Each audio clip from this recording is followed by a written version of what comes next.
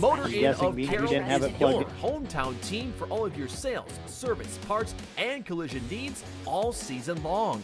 From the helpful sales staff to the area's best service department, Motor Inn of Carroll has the expertise that you need to stay on the road and keep that auto investment looking good. From work to play, they have it all. Good luck to all the area teams from Motor Inn of Carroll.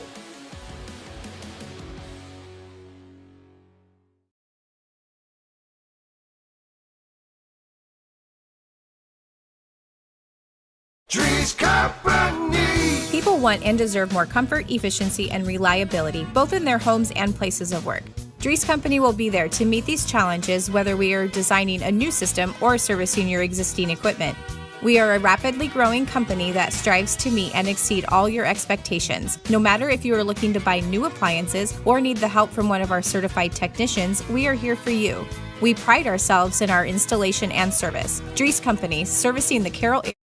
Booth distributed by Pepsi Beverages, Gatorade helping athletes fuel, recover, and perform. Jeff Blankman along with Mason Nealon with you here tonight. Kuemper Catholic baseball for you tonight. The Knights trying to pick up a sweep here today against Denison Schleswig. They finished a suspended game earlier. The Knights held on for a 5-4 victory.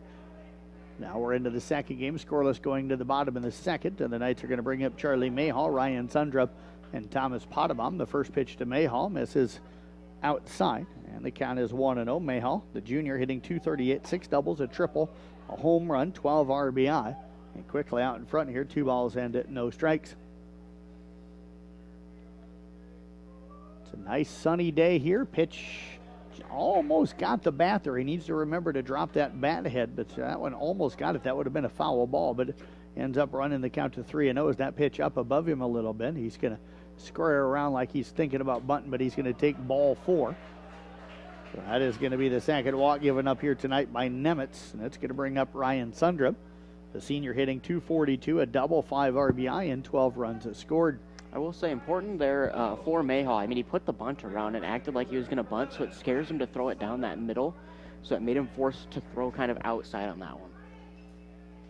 Well, Nemitz right now struggling on that first batter. He was nowhere close to the zone after that first pitch, which was on the border. Pitch on the way, and that one is going to be thrown to the backstop. That'll be a wild pitch. Moving up to second is Mayhall. And the count is 1-0 now on Sundrup.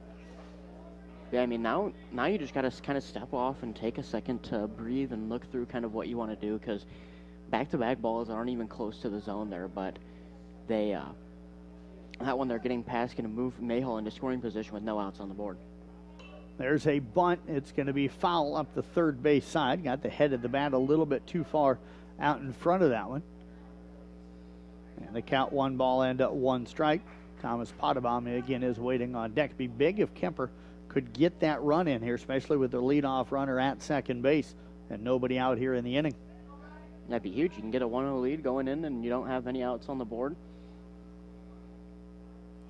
Pitch on the way. That one is bunted at and missed, but it's going to get away from the catcher.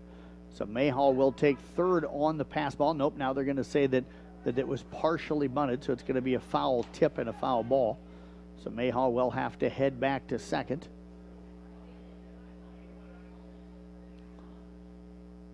The count is 1 ball and 2 strikes on Sundrup. Need to get something to the right side here. There's a big gap between first and second, and that'll move the runner to third, but he's going to go down swinging. So a big strikeout here, second one of the night for Nemitz, and that's going to bring up Thomas Potabom. And even Mason with 1 out, hitting that ball to the right side of the field moves that runner down to third, because they're not going to throw over to third. They're going to get the easy out. So even if you give yourself up to move him to third, that's what you need to do. You don't need to pull the ball here. First pitch in there for a strike, and the count is 0-1. Yeah, and for anyone that was watching on YouTube, we apologize for some of the technical difficulties up there. Should be running and doing good now. There is a bunt attempt, and that one is going to be missed. Quickly, the count is no balls and 2 strikes. And now you take away that bunt opportunity, but like you were saying, that big gap between the first base and second baseman there, if you can swing away and possibly place it over there, then put something through there, you move the runner to third, possibly getting them all the way around if it's deep out there. Yeah, Langenfeld holding the runner on, so, and then the first baseman is playing near the line in Sletka. Pitch on the way. There's a line drive. That'll move the runner and maybe score him. They'll send the runner home. The throw is just up the first base side and not in time. Potabom will single, move to second on the throw. He'll get the RBI as coming in to score is Mayhall. And the Kuemper Knights have the first lead of the ballgame here as they pick up an earned run and take a 1-0 lead with a one out here in the bottom half of the second inning. Yeah, good throw there from the center fielder, though, to get it all the way down here. I mean, he gave it a chance for a second until it started floating towards that first base line. Yeah, Lincoln Beck coming up firing, but that one just up the line and wouldn't have been in time anyway. Mayhall runs well. Noah Ryman steps in. He'll take the first pitch in there for a strike. And the count is 0-1. The freshman hitting 200 with a double and 8 RBI on the year. The 0-1 offering in there for strike 2. And the count no balls and 2 strikes. About the same play we've seen now. 0-2 with a runner at second here. Knights probably looking to do the same thing they just did with Potabom. The 0-2 pitch, breaking ball, called strike 3. Beautiful pitch. Nemitz was heading off of the bag, or heading towards the dugout, but that's only the second out of the inning. He knew that was going to be a strikeout, but he thought it was the third out, so he's going to have to go back for one more batter at least. And that batter right now is the 8th grader Alex Pudens, who comes in hitting 143 with 4 RBI, 6 walks, and an on-base percentage of .400 coming in.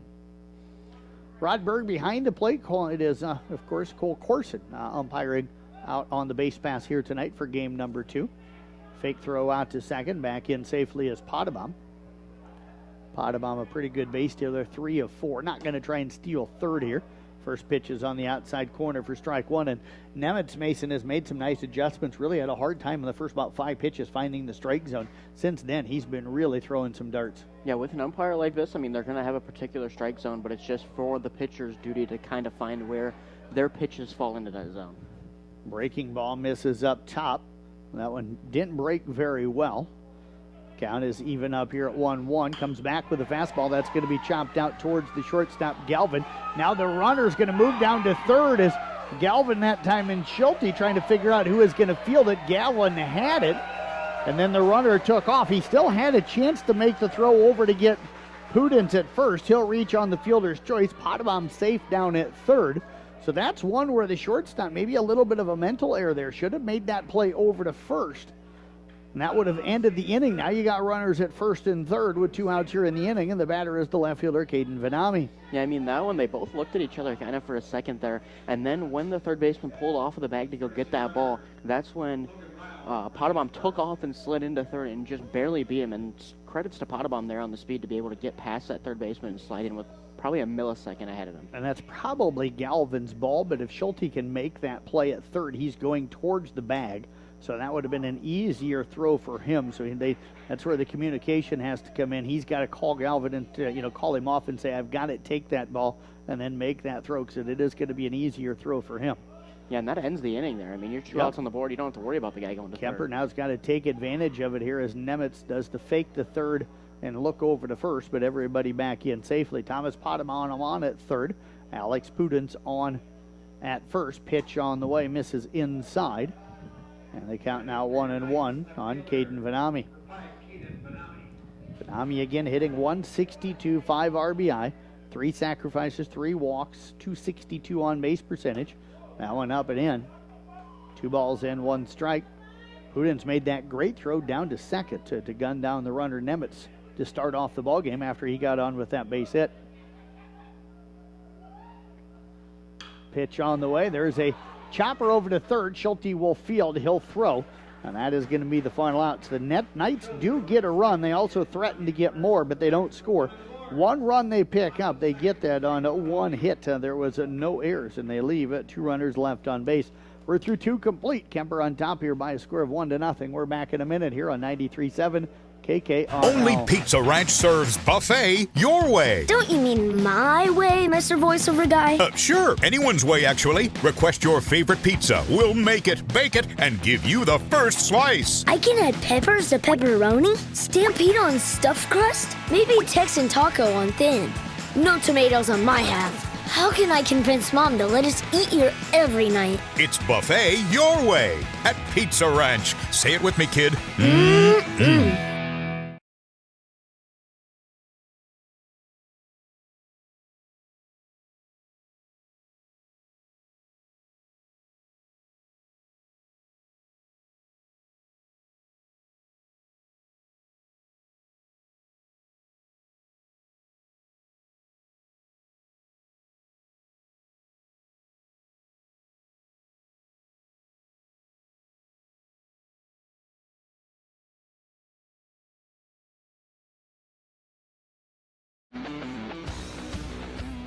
Coming to you live here from the Gatorade broadcast booth, brought to you by, of course, Gatorade and Pepsi in Carroll. Gatorade helping athletes, well, perform and fuel and recover and all those things. I've got one sitting over here in front of me because even though I'm nowhere near athletic anymore, I still need to be able to fuel, recover, and perform. Right, Mason? Yeah, I would have grabbed one, but I ran up here and got everything ready to go and was sitting there. I'm like, should be good for now. Oh, and Galvin leads things off. That's a high chopper through the middle, and that is going to get out into center field for a base hit. Galvin's going to be followed by Cole Kastner and Ryan Slechta. That one hit right in front of the plate on the dirt and bounced really high. And Neural had a chance at it, Mason. It's a tough play, though. That one bounced all the way out behind second base on that first hop, and he had to try and take it on an extremely short hop. So that'll be a base hit, third hit given up tonight for Potabom. And the batter, Kastner, will step in. He reached on a fielder's choice his first time up. Yeah, it's hard. Even if you do make that fielding play, you're going to be running towards the outfield instead of running towards the first base bag. You kind of have to throw over your shoulder again. Nice play that time by Max Reinke to keep that one from going up the first base line as he reached out as Potabom trying to pick the runner off over there at first. Potabom's been very wary of the runners at first base tonight. Pitch on the way outside. They'll throw down, and now they've got the runner in a pickle between first and second, and he's going to get back into first. They did not run him far enough towards second. They just caught it over at first and then kind of right away threw it out to second. You need to run him a little bit more because what happened is as soon as he released towards second base, Galvin, just turned and sprinted back to first, and by the time they could get the throw over, he was back in safely. It's important to catch him kind of between both where you can have to chase him back and forth and eventually get the tag on him. 1-0 pitch coming up here. Pitch on the way. Called a strike on the outside corner. That'll even things at 1-1. Ryan Sletka is waiting on deck for the Monarchs. That would have been a nice out to get for the night. It would have been. I mean, you wiped that first guy off, yeah. You get him right off, you get one out on the board, and you just focus on the batter solely here. Pitch on the way. Fastball misses up top. 2-1 the count now on Kastner. Again, baseball playoffs coming up Saturday. Looking forward to get those underway. Softball playoffs on Monday. Back to baseball on Tuesday. Softball on Wednesday. 2-1 pitch coming up. That one in there for a strike, and the count is 2-2. And Mason and I sat down. We may end up having more games than we thought. We just went through and kind of were like, out of the first about 25 games that are potentially could be played, we should get about 22 of those covered across our Carroll broadcasting station. So we're going to get a lot of baseball and softball postseason for you. We'll get out and get almost, if not every team that we covered at some point or another. There's a line drive base hit. Moving up to second is going to be Galvin. Up to first on the base hit is Kastner. Hit number 4 here tonight for the Monarchs. They've got runners at first and second. With nobody out here in the inning, and the batter is Ryan Sletka. He reached on an error his first time up.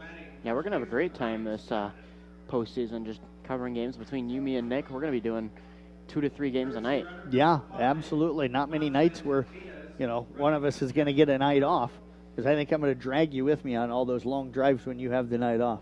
And take me over to Lamar's for the Carroll one? I'm going to take you to Lamar's, to Sergeant Bluff. That way you get used to all those long travel nights. I think I've been to Sergeant Bluff. I'm kidding with you. Having a little fun with you here. Yeah, I wouldn't want to go on that Lamar's trip. Yeah. Potabom taking a look back at second, comes to the plate and misses up and inside to Sletka. The count 1-0. And again, lucky break for Denison Schleswig. Kids got to learn to drop that bat when the ball's coming at you and you duck, because otherwise the ball hits the bat. It could roll into fair territory. Then you're an easy out. Otherwise, it, foul ball and you end up getting a strike on what should be a ball. There's a chopper on the infield. Ryman's going to scoop. The only play again is over to first. Is everybody going to move up a bag? That was a slow enough roller, Mason, that he didn't really have time to plant and try and get that runner at second base to start the double play. Yeah, and especially on the one on second base, that's a hard one. So you have to flip your hips and kind of turn all the way back towards the bag at second, then try to make the play at first. To get the one at first, you get the one out on the board here, and then you just move on. Lucas Schneider up. He popped up to the pitcher to end the first inning, his first time up. So Schneider will step in. Runners at second and third. Now one out. Top of the third. Knights on top here by a score of 1-0. Potabom takes a look at third, comes to the plate. Nice looking fastball right on the outside corner, and the count is 0-1. And we're going to be announcing all of the kids and coaches invited to our Rewind All-Star festivities coming up Sunday, July the 20th. We'll announce those on Sunday, so keep an eye on all the CB Sports Network website and social media sites. I'll put out the entire list on Sunday and get invites out to all of the kids. The 0-1 pitch up top, and the count 1 ball and 1 strike. And, of course, I'll get the invite out to the coaches that are invited as well. So. Yeah. You've been helping out with those now for about a year, but this will be the first summer one that you've gotten to, right? Yeah, I haven't been to the summer one yet. I've been to the football one and the fall and the winter one. Yep. Yeah. 1-1 pitch in there for strike 2, 1 ball and 2 strikes.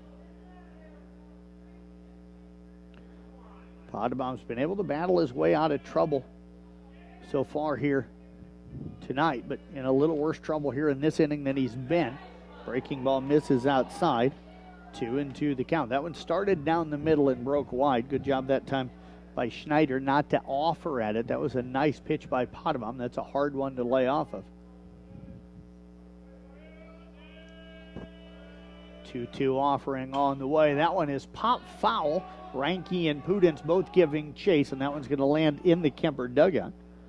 And the count will remain 2-2. So big plans for tomorrow? Yeah, work on my rewind stuff. Okay. You and I both have to do that. Yeah, I'm going to finalize all of it and get it all ready to go. So when we go to, we're like the NCAA committee when we go to Selection Sunday. Yes, so that is correct. It's Selection Sunday, isn't it? You going to be able to be up by 9:30 on Sunday morning? I'll have to be. 2-2 pitch, flied out towards deep left. Drifting back is Vanami. Everybody going to tag. Coming in to score on the play. Is it going to be Galvin? Ball caught out there. That'll be a sac fly for Schneider. F7 for the out. That'll be the second out of the inning, but an RBI. Now, Diaz remains at second base. Again, he's in running for Kastner. Cody Schulte going to step in. The third baseman walked back in the second inning. Was eventually stranded over at third base.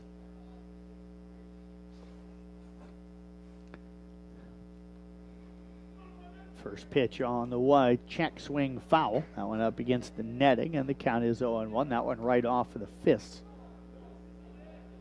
And now 2 outs on the board here. You don't really worry about that runner at second. If the ball is in the infield here, you just make the easy play to first, get the out, and come out of the inning here. And we are tied at 1 apiece after that run here a moment ago.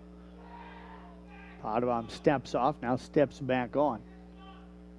Guys on the infield, your fielders, even your outfielders, like a guy that works quick on the hill, and Potabom usually works pretty fast.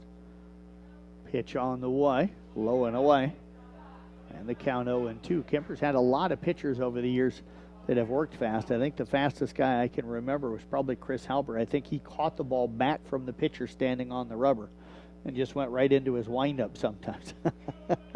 It wasn't quite that quick, but it was like he was ready to go right away. 1-1 pitch coming up here. That one taken up top.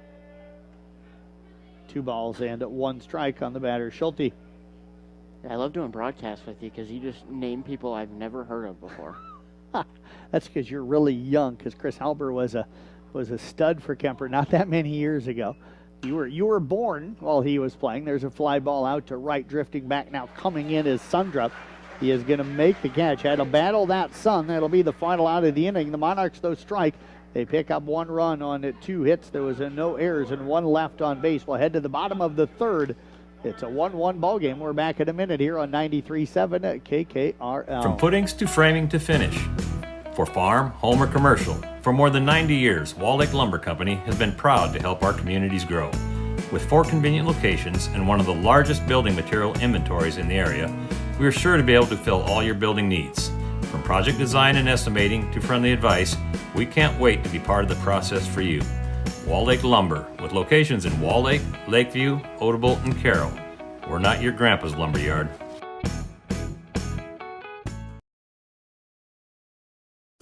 Area high school students have several college courses available to them at the DMAC Carroll campus and the Templeton Regional Center. The courses and books are available to students at no cost. High school students, contact your high school counselor today to talk about how DMAC college credits can be a part of your high school plan.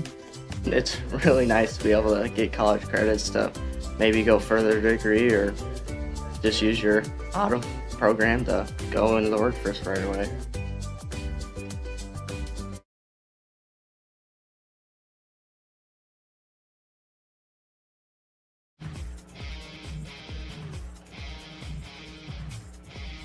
Top of the order due out for the Kuemper Knights as we head here to the bottom half of the third inning. It's going to be Mason Nerl, Aaron McDermott, and Landon Potabom. We're tied at 1-1. Camden Nemitz back got on the hill here for Denison Schleswig. He's had a good start so far, giving up 1 hit and 1 run. He struck out 3 and walked at 2. Nerl walked to lead off the ball game. Pitch on the way, in there for strike 1 on the outside corner. He was eventually forced out at second on a ground ball to the shortstop. It was a 6U 6-3 double play that ended that first inning. Breaking ball misses down in the dirt. 1 ball and 1 strike, the count now on Nerl.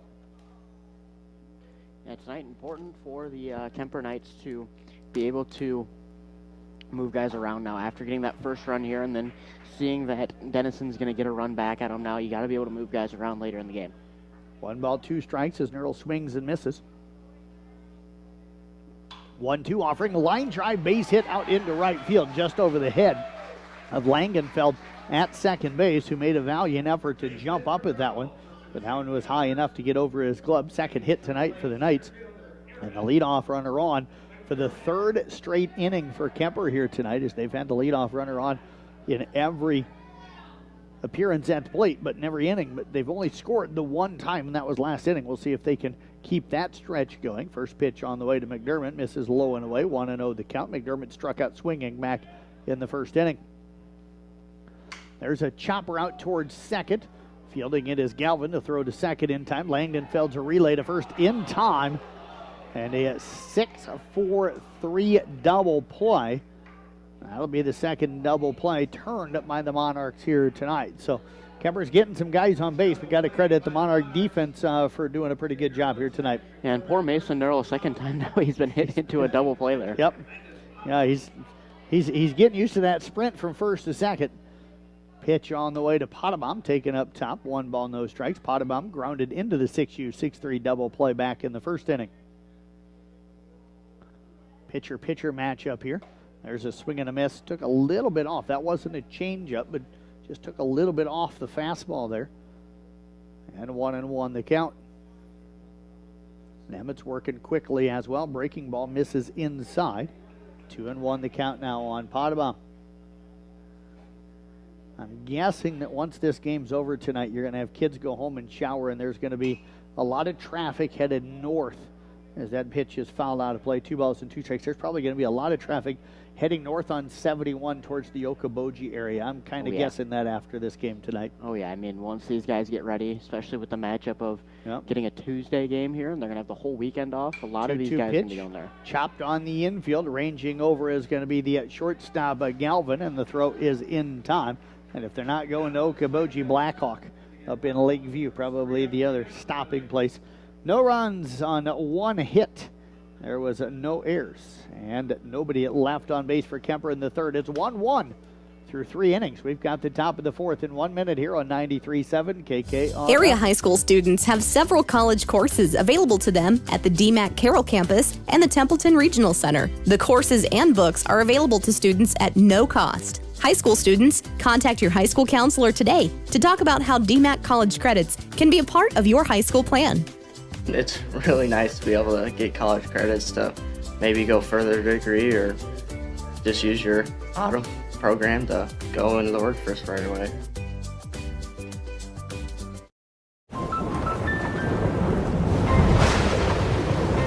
Life's better when you're under our roof. Danny dreams fearlessly. Because when you feel protected, It's okay. your family's free to pursue their dreams. So are you brave? I'm brave. I'm fearless. I'm fearless. Bundle life and save up to 25% on home and auto. American Family Insurance. For details, contact Nicole Unken at Nicole Unken Agency.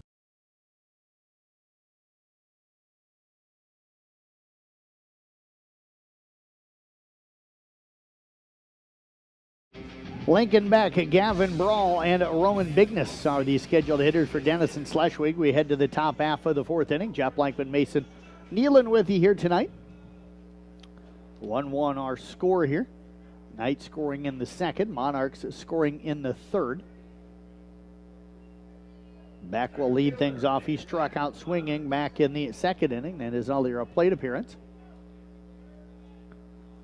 And the pitch on the way. Taken up and away for ball one.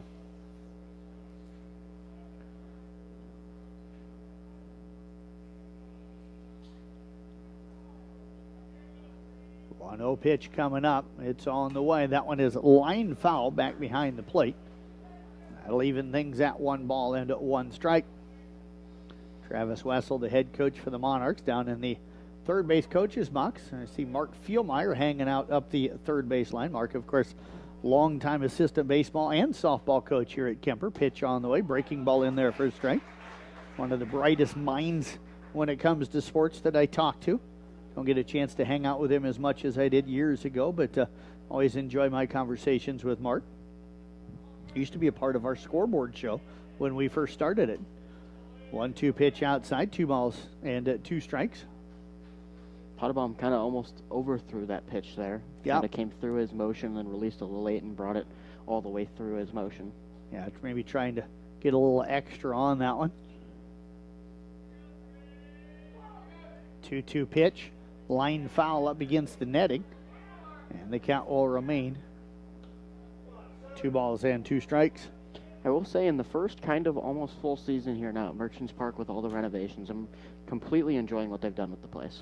Yeah, I have certainly enjoyed it. I think the netting up the lines has been huge. The increased size of the press box has been really nice. Breaking ball in there for strike 3. Great pitch again from Potabom. Third strikeout for him tonight. First out here in the inning. He struck out a batter in every inning but the first, and that's going to bring up Gavin Brawl, who singled back in the second. Was eventually stranded out at second base. Yeah, I think the dugouts look really nice. Yeah, I've been and love the new bleachers up the third base side. Pitch on the way, misses inside. And they count 1 ball and no strikes. Hoping, though, still missing the pitch clock or pitch count, board out there. And I know they have one. Hopefully that they'll have that installed by state. That one in there for a strike, and they count 1 ball and 1 strike. That'll be a nice addition to this wonderful facility. Yeah, do they throw that up on the scoreboard, or where do they put that? I would assume that it'll go up on the scoreboard somewhere out there. I don't know. I don't know exactly what they got. Pitch on the way. Called a strike on the outside corner. And they count 1 and 2. Coon Rapids has had one. Coon Rapids Bayard for years, and it's been on their, kind of hangs down on the underneath their regular scoreboard. So they may have something that goes on the side, or maybe they've got a standalone that'll get it set up next to it or something. I don't know. Pitch on the way. That one is going to be fouled back. So I will say, when I went over to Booyer Valley last night, they had one that where it was the inning was in the middle, and then you had 2 pitch counts on each side, and then the score on the bottom. Yep. It's a nice tool to see, though. So it you is. Tell kind of where everyone's at. Yeah. Everybody always worries, where's everybody at? Where's everybody at? And we'll be able to find that out here eventually. There's a swing and a miss. And Potabom, another strikeout. That one swinging. He has struck out the first 2 batters. He has definitely got into a rhythm here in this 4th inning. Yeah, and you can tell the enthusiasm when he came off the mound there for a second. I mean, he was kind of hyped up on that one, ready to go for the third batter up now. Yeah, he plays with definitely with some intensity here tonight. Roman Bigness will check in. He grounded out to second back in the second inning. Pitch on the way. Up top. That'll pop out of the glove of Pudens. Back to the backstop. They'll just get a new ball as Nemitz will run over to pick that one up. Nemitz's mom's not going to be happy if she's the one that does the laundry because his uniform is really, really dirty. Yeah, it was when he tried to slide in on that steal attempt. Pitch on the way. Misses outside. 2 balls and no strikes. And I don't think he has dusted any of it off. He's wearing it. Yep, he's wearing it. Absolutely. Yeah, because some of that dirt you can kind of go like this and get it off. Kind of brush it off a little bit, yeah. But there, he's just embracing it. Yep. 2-0 pitch on the way. Grounded out to Reinke at first. He'll scoop. Potabom will cover. The flip to him, the 3-1 in your scorebook for the final out. The Monarchs go 1-2-3 here in the fourth. No runs, no hits, no errors, and nobody left. We've got the bottom of the fourth coming up in 1 minute here on 93.7 KKRL. Motor We're tied Inn at of 1 Carroll apiece. is your hometown team for all of your sales, service, parts, and collision needs all season long. From the helpful sales staff to the area's best service department, Motor Inn of Carroll has the expertise that you need to stay on the road and keep that auto investment looking good. From work to play, they have it all. Good luck to all the area teams from Motor Inn of Carroll.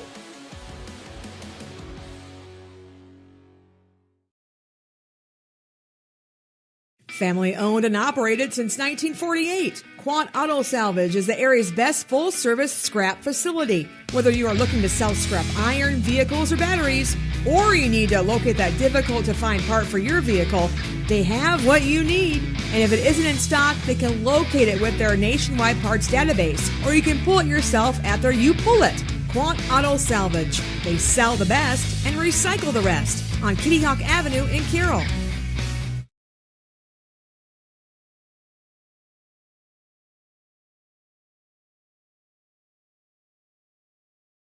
Culver's player of the game coming up in the postgame tonight. Culver's again celebrating 40 years in business, 13 of those years in Carroll. I think I asked you this the other night. Favorite food at Culver's? I went with the Butterburger last time. Is it staying that? I tried the shrimp for the first time. I really like that. Okay. They put a lemon in with the shrimp. Yeah, is it good? And I'm a big fan of citrus when it comes to certain things, so I like that right now. Okay. Charlie Mayhall, Ryan Sundrup, Thomas Potabom. I'm going to stay with my concrete mixer chocolate ice cream and Oreo. Yeah, I'm an ice cream guy, and theirs is really good. Mayhall walked and scored his first time up. Hitch on the way up top for ball one. And both of these pitchers tonight, Mason, have been really good, but both of them at times have missed by a wide margin on the strike zone. Yeah, I mean, there's times where they're putting the ball right down the middle of it, and there's times now where you're throwing it and almost hitting the bat that's behind the head of the batter. 1-0 pitch on the way up top as well. 2 balls and no strikes. I know I'm going to say a guy that's way before your time, but Randy Johnson, who was the dominant pitcher for the Seattle Mariners and Arizona and even for the Yankees a little bit.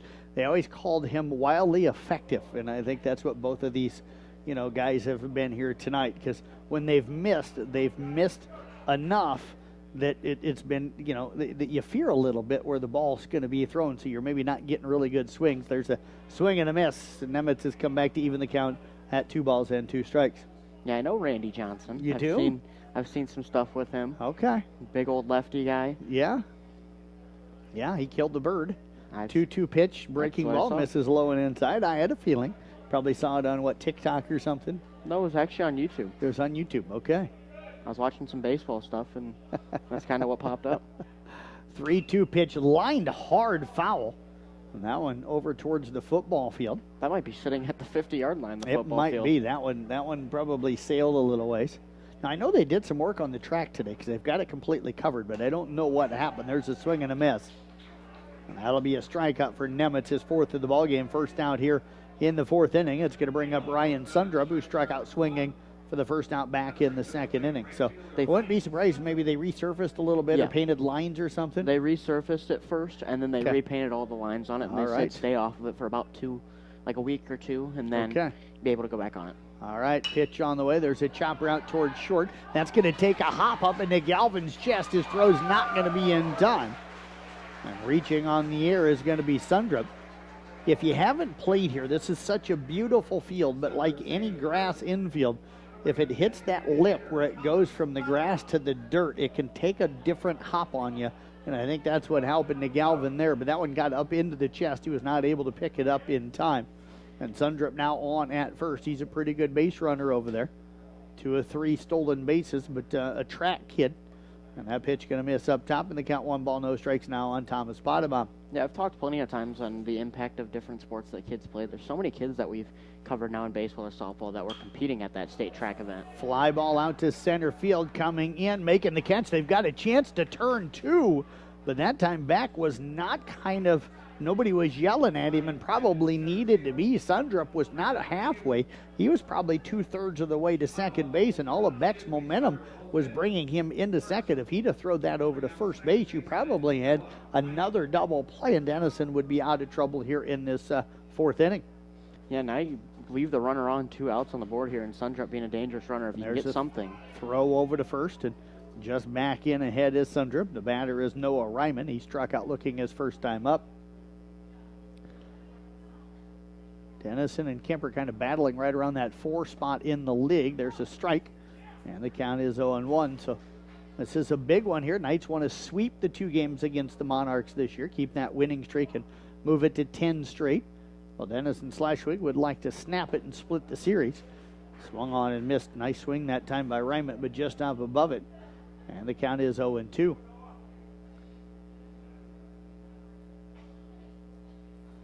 Pretty good lead for Sundrup. He's leaning towards second, but not going anywhere. And there is, that one just missed. And they count 1 ball and 2 strikes. I was about ready to say strike 3 on that one. That had to be an inch or 2 off of that zone. Yeah. 1-2 pitch coming up, and there is going to be a shot out to the second baseman, and making a nice catch is Langdenfeld on the line drive that was kind of dropping and dying on him, but he goes down and gets it, battling the sun. No runs on it, no hits, 1 error, and 1 left for Kuemper. In the bottom half of the 4th, top of the 5th is coming up in 1 minute. We're still tied at 1 apiece. Olson's Outdoor Power is your one-stop service and equipment shop for all things outdoor. We sell the best power sports products in the business, from Polaris, Can-Am, Sea-Doo, and Ski-Doo, trailers to tackle any job from H&H, Triton, and Wilson, and we continue to lead the way in lawn and garden equipment with great products from Exmark, Dixie Chopper, Husqvarna, Cub Cadet, Steel, and Echo. Add factory-trained technicians in 2 locations, and it's easy to see why Olson's Outdoor Power is the leader in all things outdoor. Olson's Outdoor Power, your one-stop service and equipment shop with locations in Atlantic and Carroll.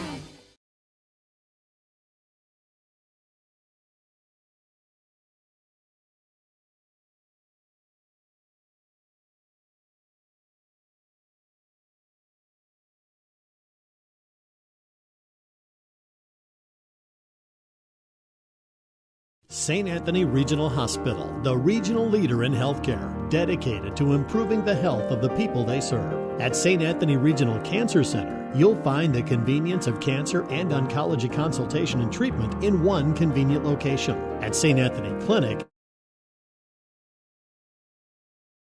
top half of the 5th inning for you here tonight on 93.7 at KKRL. Jeff Blankman and Mason Nealon with you. Monarchs will have the top of the order, and Camden Nemitz, Owen Galvin, and Cole Kastner to face up against Landon Potamon. 3rd time through the lineup for the Monarchs. We'll see what adjustments Landon makes against them, and then also what adjustments the Denison makes from what they've seen so far from Potamon. Pitch on the way, chopper foul up the 3rd base side. That one off of kind of his foot area, didn't go very far. Walking over to pick it up is Galvin. That one only rolled about 10 or 15 feet away from home plate. 1 pitch coming up. Bill Gross in the house tonight as well. Bill, longtime Kuemper wrestling guy. Pitch on the way. Called strike on the inside corner, and quickly Potamon out in front, no balls and 2 strikes. Yeah, when you work an 0-2 count, you can open up kind of with some pitches that you wouldn't necessarily throw right away. You can see something low and away, or a high fastball, or some type of breaking ball that you wouldn't necessarily throw right into a count. Yeah, most of the time you don't go right at the hitter there. He tries to get him to chase one outside. 1 ball and 2 strikes. Now, that's gone away a little bit with this pitch count thing, because before you could waste a pitch and not worry about it. Now with a pitch count, it's harder to want to waste a pitch. The 1-2 pitch, there's going to be a reached out, punches it up the first base side. Reinke Wolfield steps on the bank. 1 up and 1 down here in the 5th. And that's going to bring to the plate now Owen Galvin. Galvin tonight walked back in the 1st inning. He was forced out at second base on a ground ball to Noah Ryman at second, then singled and scored their only run of the game back in the 3rd inning. Yeah, I mean, nice play there by Reinke, though, coming up, getting the ball and going over to first. But like you were saying with the pitch count here, I mean, you can't really waste a pitch when you can only pitch a certain amount of pitches in a week and all that. But with the break until Wednesday or till Tuesday, they might be able to, go a little extra here tonight. First pitch misses to Galvin, and the count 1 ball and no strikes. Coaches have to be mathematicians in their head anymore and understand all those pitch count rules. 1-0 offering is a line drive. That's going to get out into right center field for a base hit. So Galvin has his second base hit of the night. And that'll be hit number 5 given up tonight for Potabom. Runner at first with a 1 out, and the batter is Cole Kastner. And Kastner has reached on the fielder's choice and singled. The fielder's choice in the first, the single in the third. Diaz was running for him, eventually was stranded at second base in both innings. Yeah, getting reach both time here. Looking to probably get his third, only 1 out on the board. Maybe move a runner around. Yeah, we'll see. Neither team's hit the ball extremely. I mean, both teams are hitting it, but haven't seen. So you wonder, will they bunt and try and get a runner? But probably not. Pitch on the way. They are not, and that one's going to be pop foul over behind the Kuemper dugout, and the count is 0-1. And I will say, we talk about that new netting. A ball like that would have ended up out with the fans out there. And nowadays, it's going to sit inside the infield. You can have the catcher go get it, bring it back, and you don't have to have a bunch of people chasing these foul balls.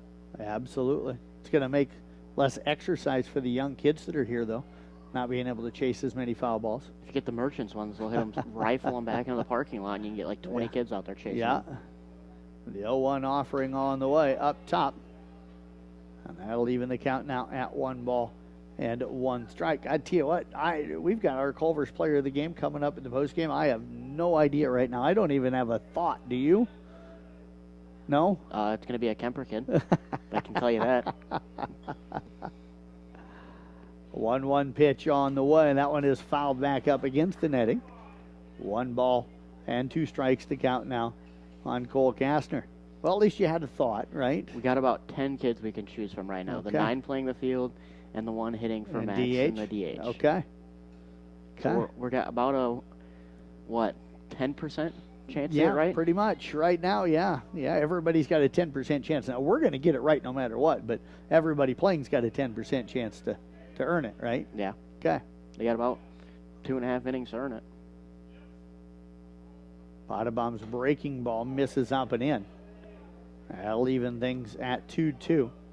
Galvin still on over at first. Not a guy that steals a lot. Good athlete, plays shortstop. Usually you have outstanding athletes at that shortstop position.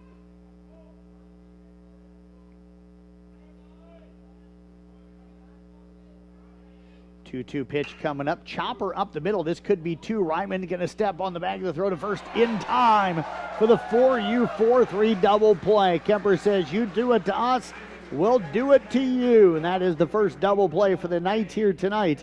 And that'll end the top half of the 5th. No runs, 1 hit, no errors, nobody left.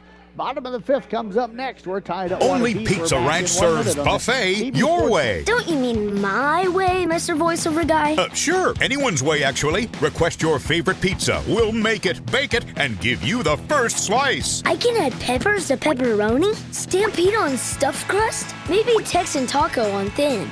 No tomatoes on my half. How can I convince Mom to let us eat here every night? It's buffet your way at Pizza Ranch. Say it with me, kid. Oh, hell no, not again. Has the roof on your home or business been damaged by the recent hailstorm? Does your roof need looked at? Let our hail damage experts at Brinks Exteriors work for you to get you a new roof. Call 712 Roof Pro. We know the last thing you want to do is worry about your biggest investment. Hail happens, but we can fix it. Call Brinks Exteriors now for a free roof inspection. 712 Roof Pro.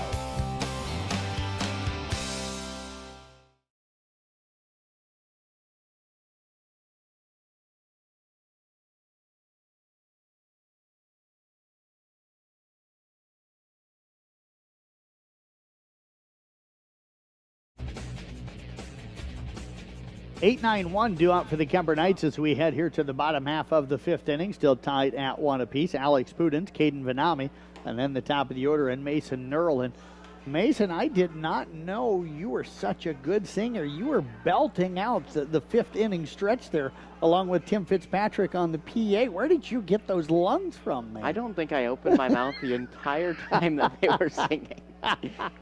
Are you a singer? No. Nah. Okay. Especially not in public. Okay. Maybe in the car rides home when I have to go over to Booyer Valley or maybe to Audubon Saturday, but here, no. Okay. I always have a live mic. I'm worried about what's going on out there. Alex Pudens reached on a fielder's choice his first time up. He'll take the first pitch from Nemitz, up and in for strike one.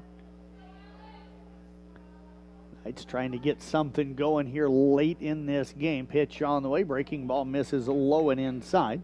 1 ball and 1 strike. So I guess what I'm going to find out is you and Tiff. I've always said Tiffany was going to sing the national anthem for our audience, sometime before a game. There's a fly ball out to right field. Peterson's going to drift it back. He'll make the catch. And that is the first out of the inning. So now I understand you are going to help her.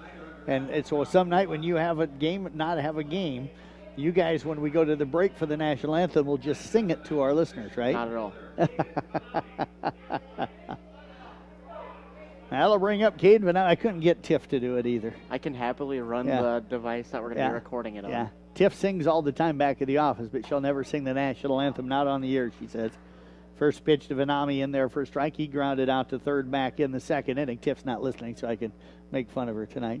I don't think many of the people back there listen to us, so whenever you can throw something in there, they'll never know. 1 pitch down in the dirt, 1 ball and 1 strike. The count now on Caden Vanami. What a flat, gorgeous night. I could use 365 days like this one. The 1-1 pitch coming up in there. Fastball, beautiful pitch in there for strike 2, or strike 3, excuse me. And that is the second out here in the inning. Strikeout number 5 tonight for Nemitz. That'll bring up the top of the order and Mason Nurl. You shook your head. You don't agree with me that this is a gorgeous day? It could be 70 degrees with a light breeze. Ooh. That's where it is. 70s hoodies weather. No, it is Pitch not. on the way, up top for ball 1. You watched me wear shorts at like 55 degrees in the And then you go to a track meet and you're freezing. I'd rather be freezing than hot. 1-0 pitch inside, 2 balls and no strikes. Nurl walked against Nemitz his first time up, then was part of a 6-3 double play, then singled in the third as he pops that one up foul. Giving chase is Sletka, and that's going to be in and out of the glove. He had it, but caught it more down in the palm, and it popped up out of the glove. So Nurl going to get a second chance here. He's been on base twice, Mason, but he's been part of a double play both times he's been on base. Yeah, I mean, unfortunate plays there both times with the double plays. That one there, he's going to get another chance now. Yep. And a lot of times when you give a guy another chance like this, they're going to try and take the most out of it. We'll take a base hit or a double from him here, that's for sure. Get that runner on 2-out rally going for the Knights. We're in the bottom of the 5th, still tied at 1 apiece. That fastball called a strike on the outside corner. That'll even things up at 2-2. Riley Bach, the head coach, over in the third base coach's box. Matt Lohana, the assistant coach, in the first base coach's box. 2-2 pitch coming up here. It's on the way. Breaking ball low and away. 3 balls and 2 strikes. I will say, drove through the town of Denison yesterday. Got to stop at Dairy Queen. Was pretty pleased with that one. Good food there, isn't it? Yeah. Yeah. 3-2 offering on the way. Up and in. Ball 4. So Nurl's going to be on base in all 3 plate appearances, I should say, tonight. That's the third walk given up by Nemitz. Aaron McDermott now stepping in. He struck out swinging in the first and then grounded into a 6-4-3 double play back in the third. The good thing for Nurl here is no matter what happens, he can't be a part of a double play because there's already 2 outs. He can still get out at second, yep, but he could. As long as it's not the double play. Yep. 1-0 the count as that pitch misses outside to McDermott. Landon Potamom is waiting on deck. Saw his mom walking around here just a little bit ago. There's a pitch on the outside corner for strike 1. And it looks to me like Nemitz really trying to work that outside part of the plate. Not that he's not coming inside, but really likes that outside half of the plate. Yeah, I think he likes that low and away corner. I've seen him throw it plenty of times here on the fastball. 1-1 pitch coming up. Nemitz takes a couple of looks over at Merle at first. Now comes to the plate. That one in the dirt and scooped up by Kastner. That was not an easy play by Cole Kastner. That was a kind of a hop. He may have gotten a little bit lucky, kind of turned the back as he backhanded that one, and it ended up into the glove. Most of the time you try to slide the body out in front of it. 2-1 pitch on the way. That one is flared up the first base side. Schulte again giving chase, and that one is going to drop in for a foul ball, and that'll even the count now at 2 balls and 2 strikes. Rusty Wintermote in the house here tonight. So good to see you, Rusty. He was up at the softball doubleheader. So always fun getting a chance to see him. You'll get to know Rusty even better than you knew him through tennis with the volleyball season this fall. Yeah, me and him talked a couple times now. I mean, we good talked dude. at the softball games a couple times. Good dude, absolutely. 2-2 pitch. Line drive, that's going to be poked off the end of the bat, and Earl's going to dig for third. And the Knights have runners on the corners here with 2 outs. And they have picked up now another hit here tonight. Yeah, that was a play there from the right fielder. Kind of fell asleep in right field and didn't realize that Nurl kind of almost hop stepped into second base and then took off and rounded second going all the way. Thank you. Yes. That's going to bring up Landon Potamom. Potamom grounded into a 6U 6-3 double play in the first inning, grounded out to the shortstop in the third. Now there's a lot of pressure on Kastner behind the plate. Anything gets past him, and they're quick enough to score. Pitch on the way in there for strike one. And now for Potabom, your job is just to protect the plate, put the bat on the ball, and just make sure you drive in a run here if that bat gets hit on the ball. Yep. Take the lead here, going late into the game. These runs right here, you got to get these ones. You wonder, even though there's 2 outs, do they send McDermott at first? He's a good base stealer.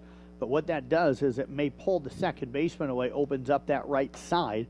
And with Nemitz really trying to work that outside corner, he misses there. It's 1-1. You pull that second baseman to go cover the bag in case of a throwdown. All of a sudden, you got more room to get one hit through that right side out into right field. I mean, you look, the center fielder's playing on our left side of that pull out in center field. You could possibly see one out Fly ball out towards left, drifting over his bigness. He's calling everybody off. He'll make the catch. And that is the final out of the inning. The Knights threaten with 2 outs. No runs, though, on 1 hit, no errors, 2 left. We're headed to the 6th. We're tied at 1-1. Back in a minute here on 93.7 KKRL. Motor Inn of Carroll is your hometown team for all of your sales, service, parts, and collision needs all season long. From the helpful sales staff to the area's best service department, Motor Inn of Carroll has the expertise that you need to stay on the road and keep that auto investment looking good. From work to play, they have it all. Good luck to all the area teams from Motor Inn of Carroll.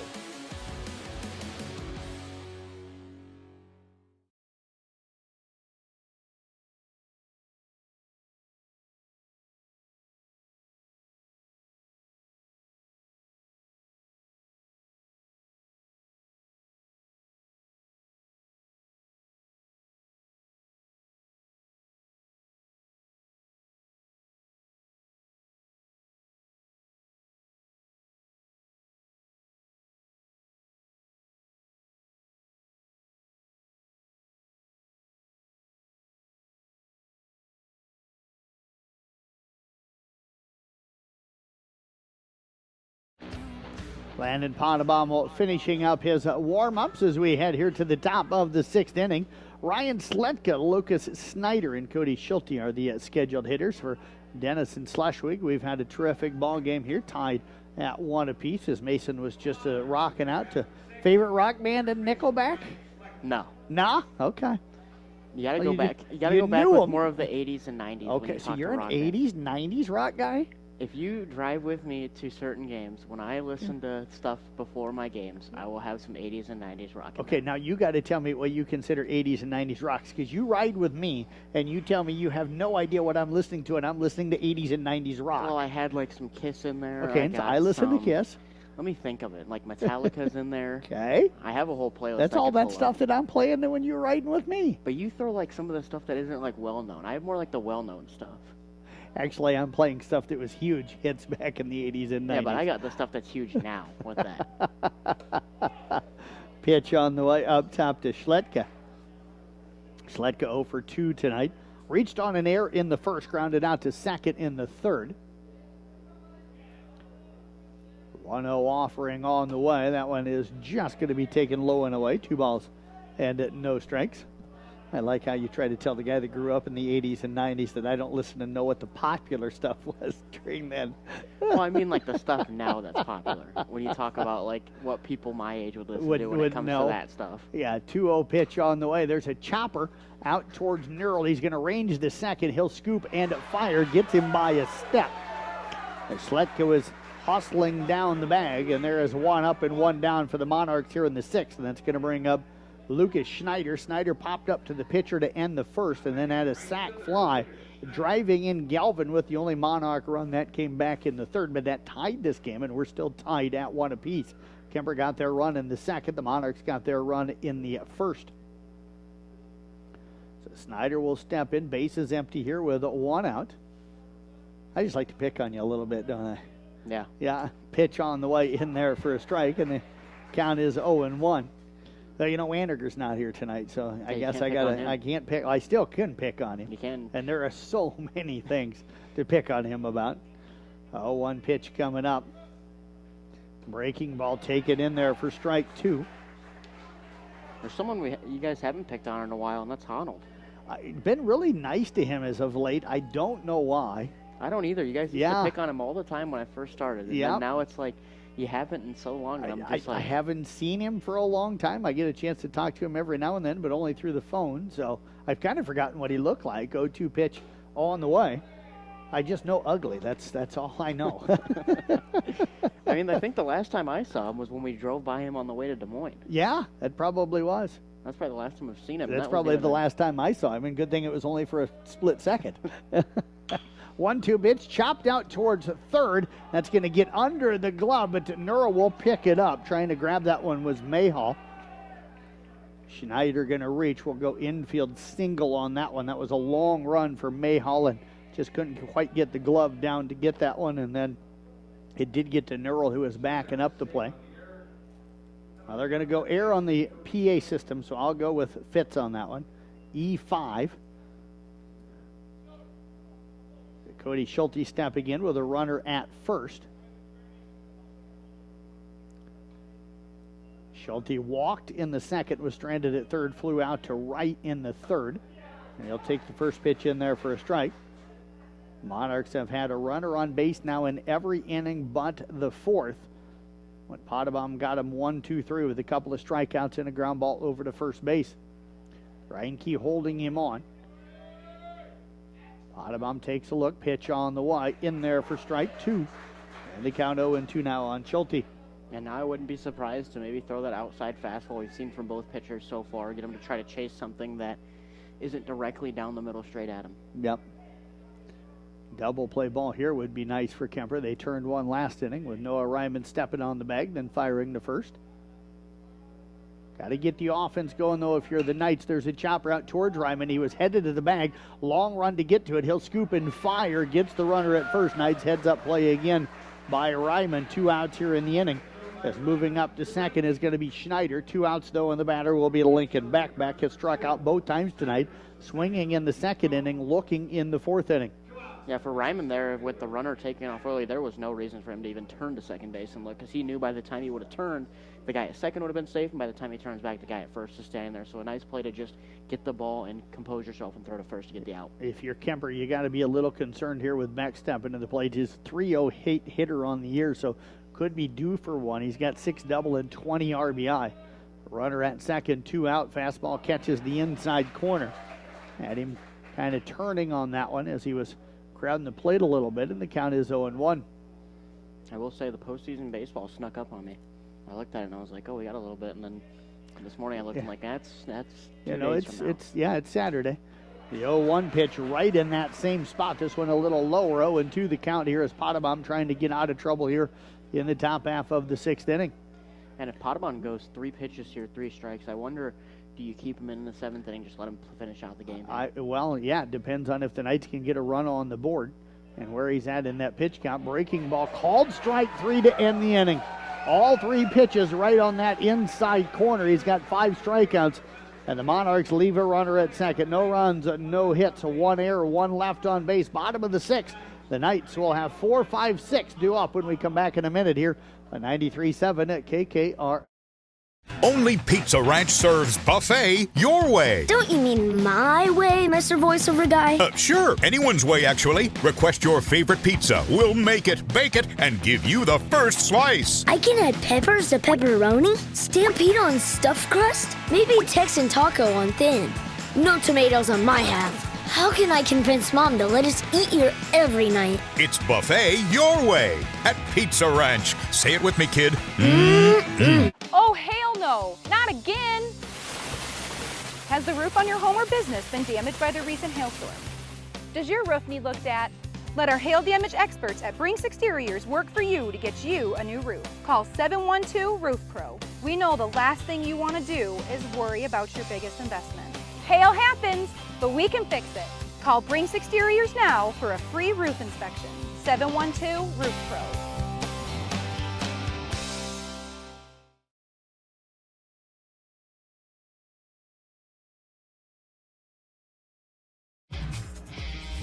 Coming to you live from the Gatorade broadcast booth, distributed by Pepsi Beverages in Carroll. Gatorade helping athletes fuel, recover, and perform. Jeff Blankman along with Mason Nealon. Again, you can watch and listen to this game on the CB Sports Network YouTube channel. Mason running that while helping broadcast the game tonight. So you can catch what could be the final inning and a half, or if we go extra innings, we're tied at 1-1 here. Charlie Mayhaw going to lead things off, and he's going to fling the mat down towards Riley Mock. That one's slipping out of the hands here. It's a little bit warm for people, especially the kids out there playing, so they're probably a little sweaty. And that'll bring the count to 0-1. Mayhall walked and scored in the second, and then struck out swinging in the fourth. He scored on an RBI single from Thomas Potabom. Yeah, now you know you're in the bottom of the sixth inning. You got only one inning left on the defensive end. You want to get these runs in the sixth so you don't have to worry about them in the seventh. Yeah, absolutely. Breaking ball, and that's going to be behind him. Again, didn't drop the bat there, too. Nope. Kind of worried there for a second to see maybe if that one's going to pop off the bat and be called a foul ball. Thomas Potabom running over to pick that one up. Nemitz takes a little walk behind the hill after having that one slip out of the hands. The 1-1 pitch coming up. Fastball misses outside. 2 balls and 1 strike. Now, the Knights have had the leadoff runner on in the first 3 innings here tonight, but again, only scored the 1 run. There's a foul ball over towards Coach Bach, who shows some agility to be able to get out of the way of that one. Yeah, went straight down there.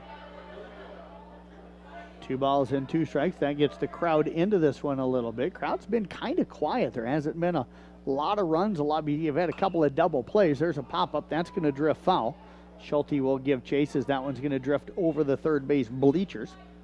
And the count will remain 2 balls and 2 strikes. But it's been kind of that subdued crowd most of the night tonight. Well, I mean, there's not a lot of the crowd noise comes from a big defensive play, a big offensive play. There hasn't been that many big plays. It's just been routine plays, strikeouts, and things that you see like that. Line drive, a base hit. And Mayhall with a base hit, the 4th of the night for the Kuemper Knights here tonight. And that's going to bring up Ryan Sundrup. We're going to get a runner over at first, and that's going to be Griffin Bauer. So the Knights getting some of their best speed off of the bench to come in here as a pinch runner. And that, of course, is in the 6th inning. Smart by Coach Bach there to bring in a guy that you know can either steal a bag or if the ball's hit through the infield can move 1, maybe 2 bags over and get put in running position or in scoring position. Bauer 9 of 10 in stolen bases, so you think they're going to send him here? I honestly think that Coach Bach wants to be aggressive. I mean, it's the last home game, last regular season game for him. You just do things that you know 9 times out of 10 is going to work. Does not go on the first pitch. Sundrup takes it for ball 1. Sundrup struck out swinging in the second, reached on an error in the 4th, and was stranded over at first base. He'll square around, bunts it, foul up the first base side. And the count is 0-1. And Nemitz is not going to be an easy guy to bunt on, and only because he throws pretty hard and he really pounds that low outside corner. So it's going to be hard to get that bunt down. And now if you do, more than likely it's going to go up the first base side, which should allow Bauer to be able to reach second. And just a little side note here, Mayhall got pulled for Bauer right there. The reason he got pulled is now I look in the bullpen, he's warming up. He's warming up, okay. So they got Bauer in there quickly because Coach Bach knew that he wanted Mayhall to kind of be that guy. If Potabom wasn't go the full 7, he'll come in for an inning there. 1-1 pitch missed up top. 2 balls and 1 strike. Bauer with about a 3-step lead. Schletka holding him on. There's that bunt. But again, it's going to go foul up the first base side. And great hustle by Nemitz, because Mason, that was one of those that started in fair territory, rolled foul. But if it hit that lip on the grass on the foul ball side, it could have hit that grass and then bounced maybe back fair. So Nemitz sprints over there, grabs it in foul territory, because otherwise we could have had a runner at first and second with nobody out here in the inning. Yeah, and even with a bunt like that, I mean, for the first baseman there, he's holding on. If he comes off of that, the runner's going to get on for sure, and the guy at second has a chance to round and possibly look at 3. 2-2 pitch coming up here. Bauer does not go. There's ball 3 on the outside. Kastner thought about throwing down to Schletka at first, but Bauer sprinted back as he had taken a pretty big secondary lead. I will say with a lot of these throwdowns here, there was no probably need to throw that one down with not a full count. Runner goes, and there's a ball that's going to be on the infield, scooped up by the third baseman. The throw, though, is going to be high from Schulte. Bauer's going to round at second and dig into third. Is going to pick that one up as Schletka. And Sundrup will reach on the air, and both runners going to move up. So runners now at second and third, and nobody out here in the inning. I will say a great job by head coach Riley Bach to come sprinting down the line and make sure that Bauer saw him saying, hey, hold up here. We're not going to send you early. Now you're going to have to trust the guys at the plate or trust that something's going to get past to score here. Yeah, don't need to get an eye out at the plate here. You got runners at second and third with nobody out. Thomas Potabom going to step in. Pitches up top for ball 1. Potabom came into tonight 279 on the year, picked up his 5th RBI of the season with a single in the second, then flew out to center in the 4th. Pitch on the way. The infield is drawn in as well. The 1-0 pitch misses in the count 2-0. Denison Schleswig's got to try and make a play at the plate, because otherwise the lead run would score. So anything hard now, not right at somebody, probably scores 2, because it gets out to the outfield. And Potabom squares around. A little surprised with the entire infield pulled in that he tried to bunt on that one. And he does bunt it foul, and the count is 2-1. I will say I saw Riley come over and talk to Griffin there before the sign goes to Potabom there. If he bunts it, I think Griffin was taken off early to try and beat. Suicide. By the time the ball got down, he was there before that. Suicide squeeze. Maybe they are going to do it again. He does not go. That pitch in there for a strike. Yeah, and it the helps count now because 2-2. The third baseman isn't holding on, so I mean he's freely allowed to run down that line and know that he can possibly sprint back and get back before the third baseman. The only thing I worry is you got that third baseman crashing. If you bunt it right to him, Bauer's probably a sitting duck at home. 2-2 pitch. There's a line drive base hit. That's going to get through out into left field. They're going to send the runner. The throw is going to be in time to get him at home. And moving up to second on the play is going to be Potabom. Good throw that time by Bigness out in the outfield, but the RBI single from Thomas Potabom has put the Kuemper Knights on top here by a score of 2-1. That's the aggressiveness I was talking about. I mean, you send the first guy, he for sure was going to score, but Coach Bach wants to get 2. You add that insurance run, it makes it a lot easier going into that next inning. I understand what you're saying. My only question on it is that you had, if you hold him, because Bigness was playing in, he got a great break on that one. You now could have had runners at first and third with nobody out. Now you got a runner at second, and there is one out here in the inning. So, Nash Leonard now going to step in to hit. Not saying it was a wrong choice. I may have held him if it was me, because now we've got runners on the corners with an opportunity to get another run in. I only say that because Bigness had slid in, so it was not a very long throw for him. Yeah, it makes it a lot easier to get that ball from where he was at to home and did it in time. So Nash Leonard will step in. The big lefty going to take the pitch in there for a strike. And it's always easy for us up here in the box, so I am certainly not saying that I disagree with, you got to be aggressive, so not disagreeing with Coach Bach. Pitch on the way up top. 1 ball and 1 strike. But the Knights do lead it here 2-1. Denison Schleswig going to have 8-9-1 due up in their half of the 7th inning. I will say for Leonard here, one of few lefties that the Kuemper Knights send up early here. This is probably one of the first times he's seen a lefty, and at that, a lefty the size of Leonard. Well, and for Nash coming up in a big situation here, he does hit the ball well. Knights could use an insurance run here to take a 3-1 lead. There's a line drive just foul down the first base side, and they count 2-2 now on Nash Leonard. And you know who Nash is without even having to look at the number, because he's 6'6" or so, and about 250, 260. Yeah, I mean he's a He's a big dude. He's one of those guys that when athletic big guy. He's one of the guys at the track meets. When he was standing out in the infield, everyone else I'd look at and say, I can't tell from here. But if I was in the press box, I'd be like, yeah, that's Nash. That's Nash because he stands above everybody. Yeah. 2-2 pitch coming up here. It's on the way outside for ball 3.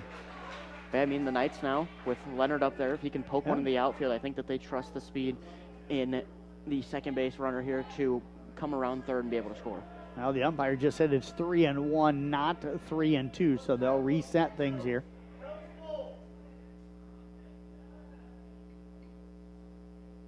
And now they're going to double check. It is a 3-2 count, so now they do have it. And now it's important to put the bat on the ball here if it's close. 3 balls and 2 strikes. Pitch on the way is going to be taken for ball 4. That's going to get away, and moving down the third is going to be Thomas Potabom on the pass ball. Smart base running there from Potabom. Saw that one almost hit Leonard in the leg, and that the catcher was kind of sleeping on it because of that. And so then he took off and got to third. Now you put himself in just one step closer to scoring here. And we're going to get a runner over at first as a coach comes out of the dugout. Noah Ryman will come in to run for Leonard.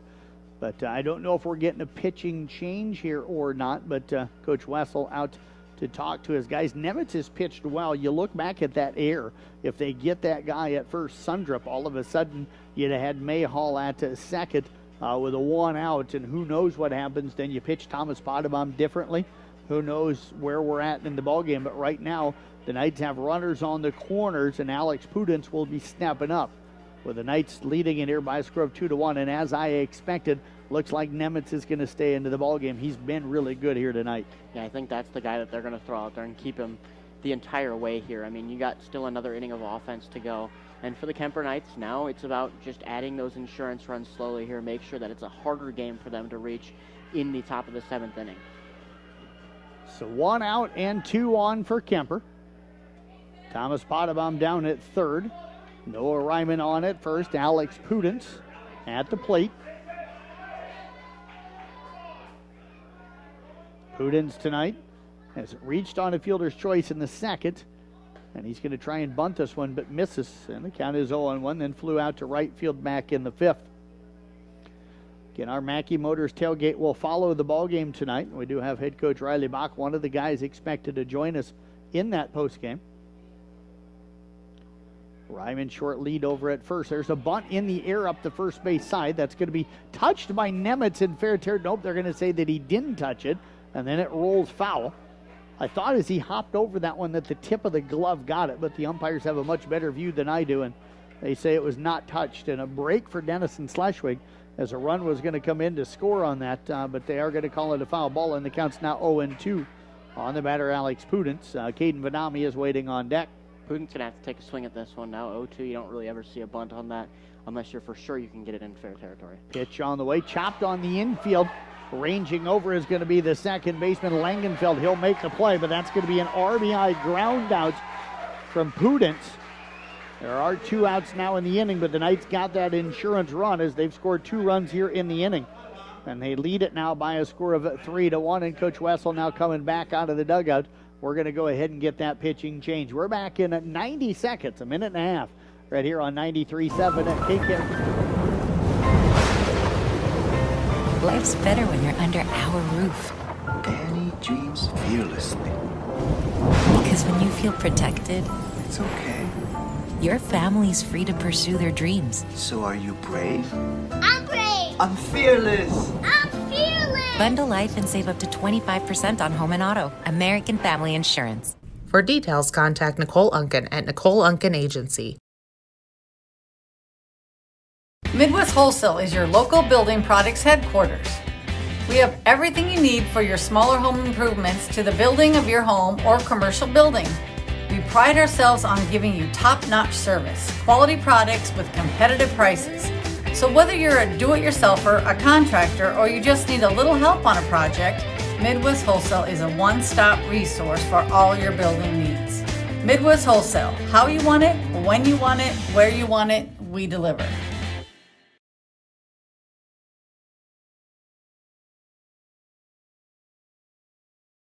Motor Inn of Carroll is your hometown team for all of your sales, service, parts, and collision needs all season long. From the helpful sales staff to the area's best service department, Motor Inn of Carroll has the expertise that you need to stay on the road and keep that auto investment looking good. From work to play, they have it all. Good luck to all the area teams from Motor Inn of Carroll.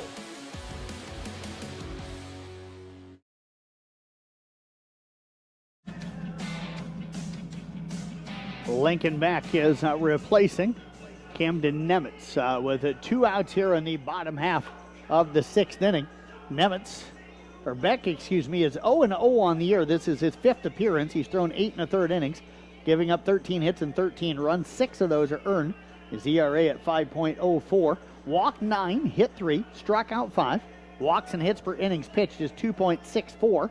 Opponents are batting .342 against him this year. Here's the changes. Lincoln Beck coming from center field to pitch.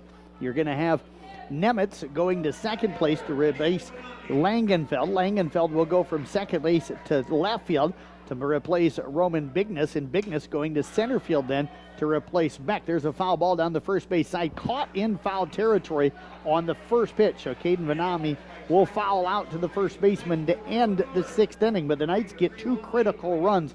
They pick up those 2 runs on 2 hits. There was 1 error, and they leave 1 runner left on base. We're headed to the top of the 7th. Kuemper leads it 3-1. We're back in a minute here at 93.7 KKR. Olson's Outdoor Power is your one-stop service and equipment shop for all things outdoor.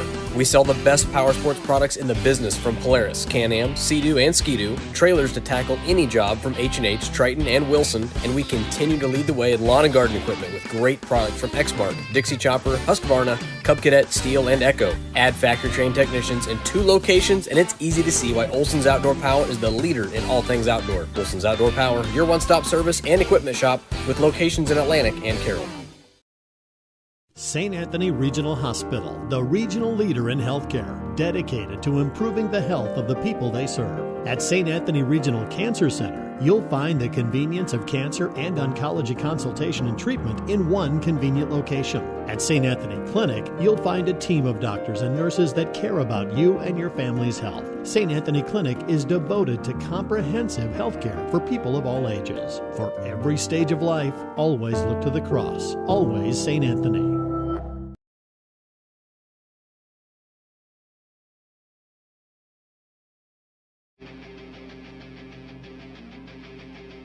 Jeff Blankman and the sleepy, tired Mason Nealon with here tonight on 93.7 KKRL and the CB Sports Network YouTube channel. Gavin Brawl, Roman Bigness, and Camden Nemitz are the scheduled hitter for the Monarchs. And Mason, a huge bottom in the 6th as Kuemper gets a pair of runs to lead it 3-1. First pitch from Potabom up and in to Brawl, and the count is 1-0.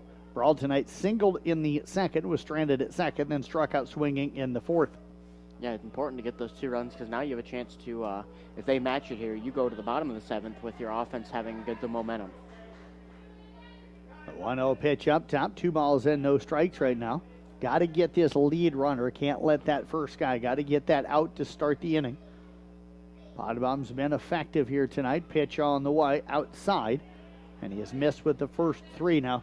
Charlie Mayhall made a visit to the mound on his way out, but then headed over to third. He was warming up between innings, so we have an idea if Kuemper needs to make a change. It could be Mayhall, but there's no guarantee on that.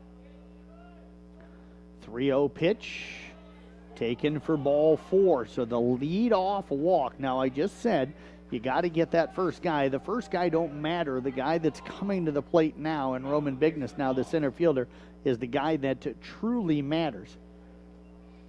Yeah, now if you let him on by a walk or a hit here, you have 2 on, possibly giving the tying run on the bags. You never want to see that when you have no outs. It just makes it a lot easier for Denison here to be able to do it with assistant coach Matt Luhano coming out here. Yeah, and Nash Langenfeld, the second baseman, who is being DH'd for, is coming out to run over at first base for Brawl.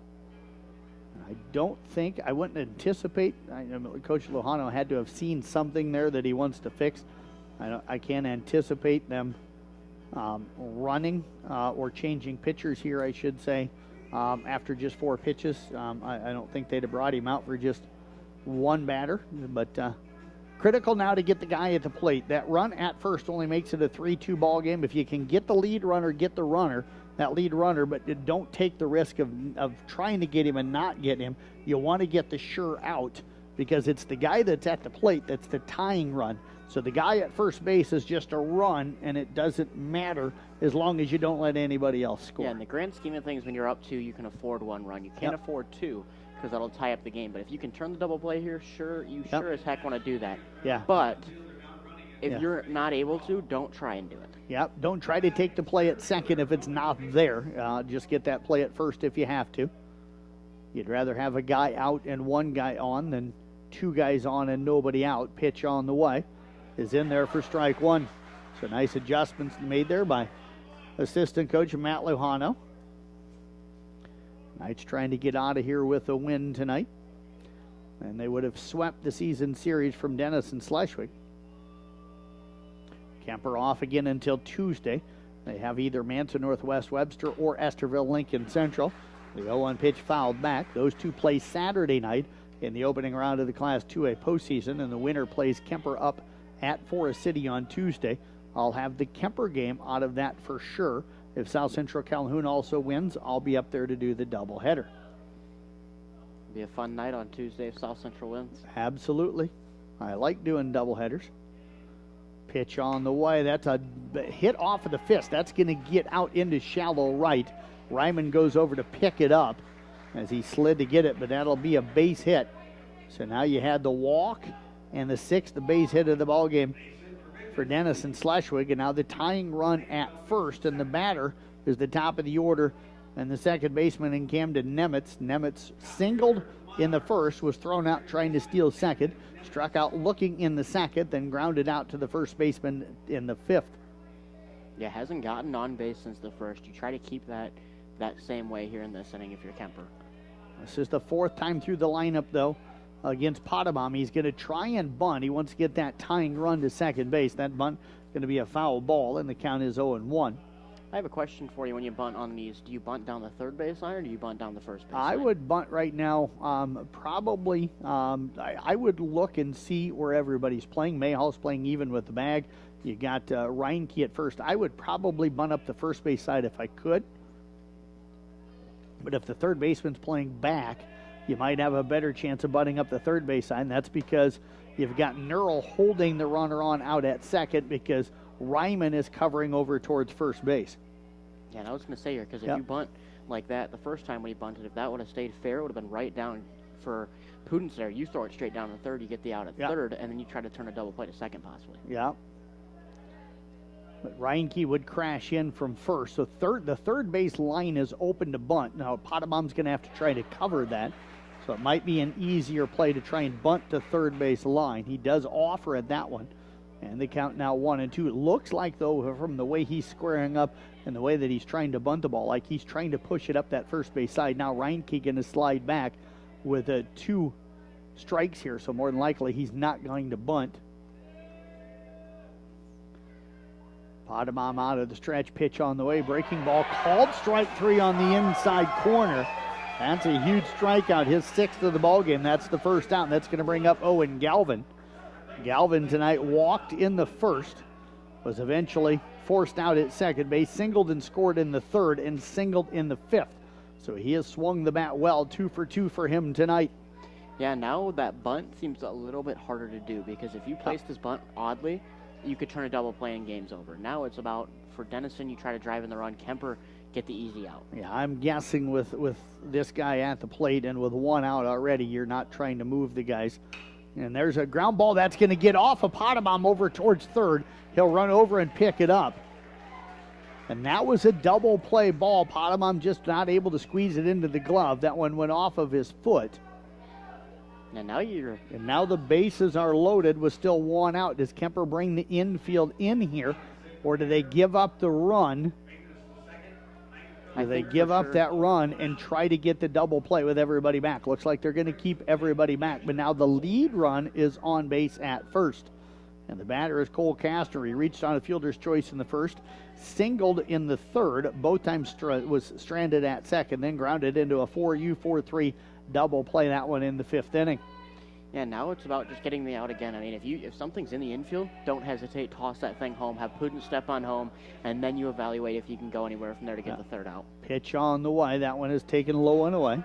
Yeah, if you can get the home to first double play, the middle infield's probably going to try and turn it second to first. If it's hit over towards Mayhall, step on the bag and then go to first. Yeah, those are all force outs. You just can't have a pass ball or a wild pitch here. That's important because with the one out, you'd have the guy score. The lead runner would be over at second. Pitch on the way. Up top, 2 balls and no strikes. You also can't afford the walk here either. No. Because that moves bases loaded still and scores that run. Knight scored 2 in the bottom of the 6th to go up 3-1, but now have the bases loaded with a 1 out here in the top half of the 7th. Langenfeld at 3rd, Bigness at 2nd, and Galvin, who runs pretty well, on over at 1st. Pitch on the way, up top, 3 balls and no strikes. Head coach Riley Bach kind of coming out of the dugout here. You wonder if he's standing there if the walk goes, if he goes over and says something. If they don't get an out here, this might be the last batter that we see Potabom face. Because then you look over at Mayhall and you say, hey, maybe it's time for us to just get this final 2 outs. Pitch on the way up top for ball 4, and there comes it Riley Bach out of the dugout. So Langenfeld will score on the play. Bigness down to 3rd, Galvin up to 2nd. The RBI walk here a moment ago. That is walk number 4 tonight. Yeah, now head coach Riley Bach, he come out here. He's pulling Potabom here, probably congratulating him on you going 7 or 6 and a third inning there, bringing in now the third baseman, Charlie Mayhall. We'll step away, take a break. Back with that pitching change next here on 93.7 KKRL. Back in a minute and a half. Only Pizza Ranch serves buffet your way. Don't you mean my way, Mr. Voiceover Guy? Sure, anyone's way, actually. Request your favorite pizza. We'll make it, bake it, and give you the first slice. I can add peppers to pepperoni, Stampede on stuffed crust, maybe Texan taco on thin. No tomatoes on my half. How can I convince Mom to let us eat here every night? It's buffet your way at Pizza Ranch. Say it with me, kid. Oh, hell no, not again. Has the roof on your home or business been damaged by the recent hailstorm? Does your roof need looked at? Let our hail damage experts at Brinks Exteriors work for you to get you a new roof. Call 712 Roof Pro. We know the last thing you want to do is worry about your biggest investment. Hail happens, but we can fix it. Call Brinks Exteriors now for a free roof inspection. 712 Roof Pro.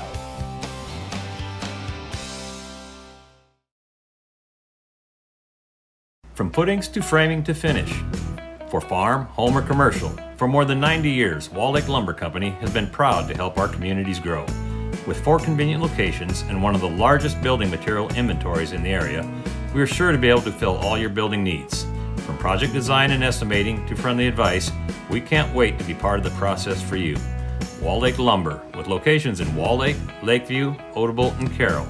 We're not your grandpa's lumberyard.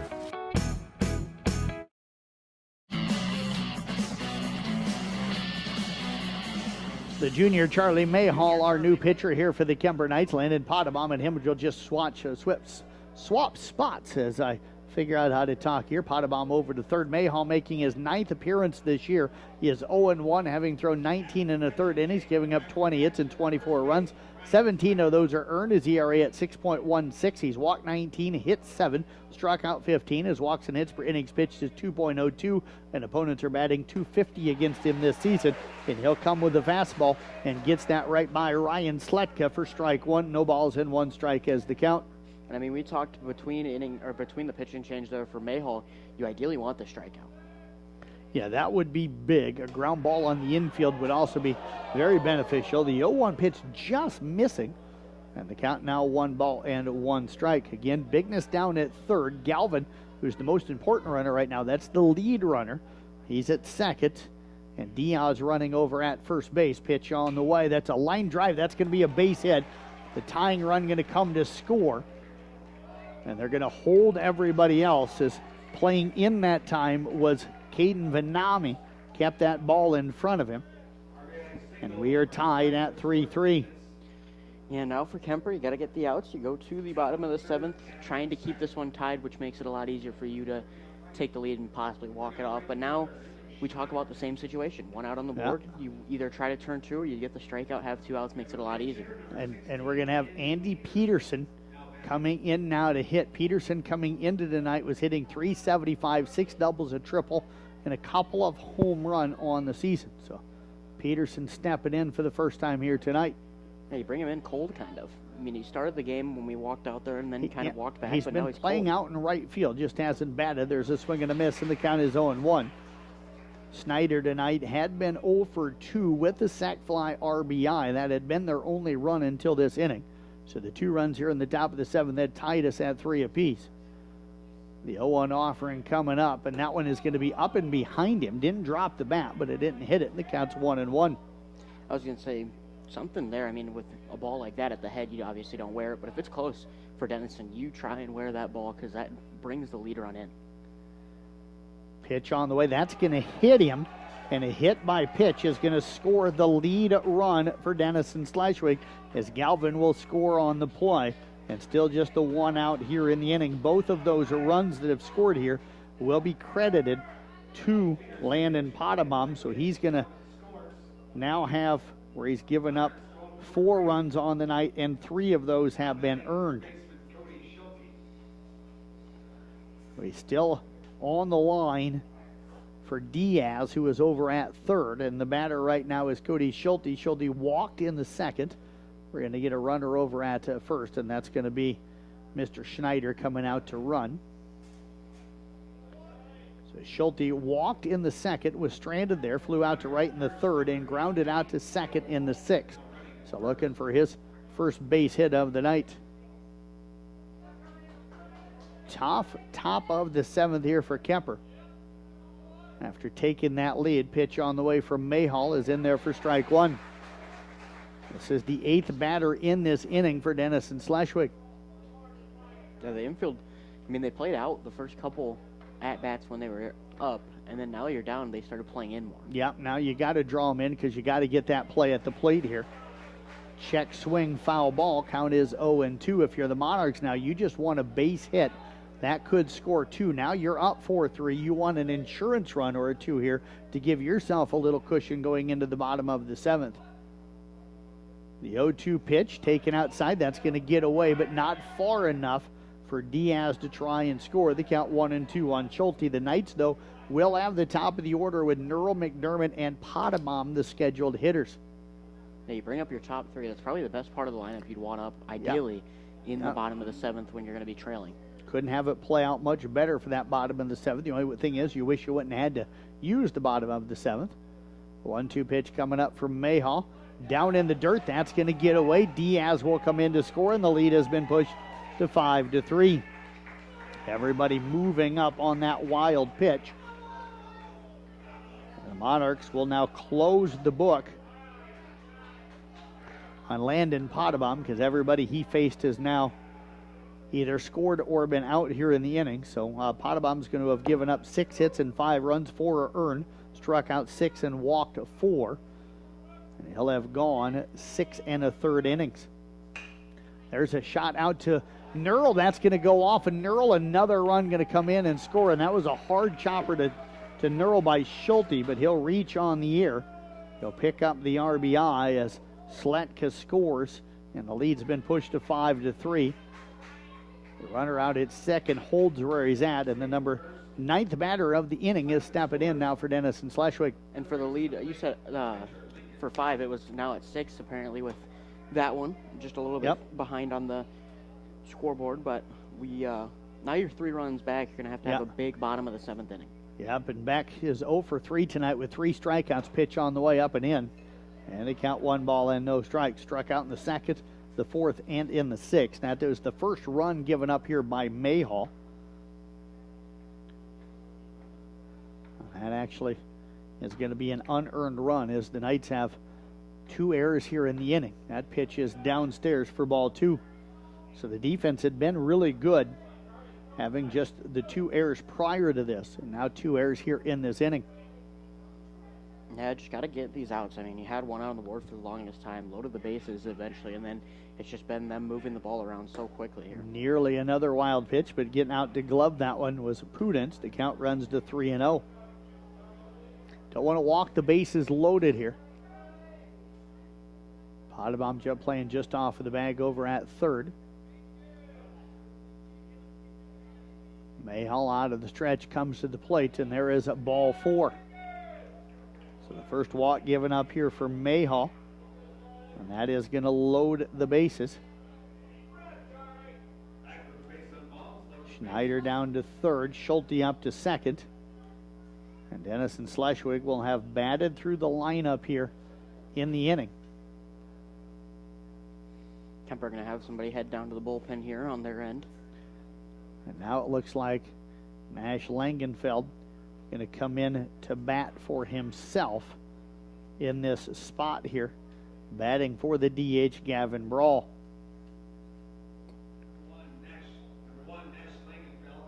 Five runs in the top half of the 7th inning for Denison Schleswig. The Knights will have to get things going. It's not over yet. They got a chance to hit in the bottom of the 7th, but as you heard Mason say here a moment ago, they're going to have a big inning. There's a flare that could be caught by Potabom. It's going to drift foul, and it'll be just over his outstretched glove up the third base side. And the count is 0-1 now on Langenfeld. Yeah, now you have to put up 3 runs You got to to tie put it up 4 to 3. win it. Yep, and that depends on how the rest of this inning goes. We still just have the one out. It's going to be a tough one for the Knights, but I mean, in times in the season, you've seen them do offensive things like that. They're a team that never goes away. There's a strike called on the outside corner, and Mayhall out in front now. Langenfeld, no balls in, 2 strikes. So it's been a tight game throughout. It's still a tight game, but we've had more runs scored in the last inning. Actually, the last 4 outs, the last, half an inning and then 1 out here in this inning, as there's a foul ball down the third base side. That one out of play, and the count is 0-2. And this was a 1-1 ball game until the bottom of the 6th, and we had 2 runs scored in the bottom of the 6th. We've had 5 runs scored with 1 out here in the top of the 7th. So 7 runs scored over the last 4 outs of this ball game. Yeah, it's important for both teams to get the 2 there early. They took the lead. Let There's Denison take the lead back. There's a swing and a miss. Big strikeout by Mayhall, his first 7th of the night for night pitching. 2 outs here in the inning, and Roman Bigness going to step in. Bigness grounded out to second in the 2nd, grounded out to the first baseman in the 4th, singled and scored earlier this inning. Knights now back to normal depth defensively with 2 outs because the play can be anywhere. And the first pitch in there for strike 1. Important just to get this out now. I mean, you talk about getting the out anywhere. Anything out in the outfield, make sure you get the catch. Anything on the infield, just go somewhere and get the bag. The 0-1 pitch popped up. That one drifting back out of play, and the count is 0-2.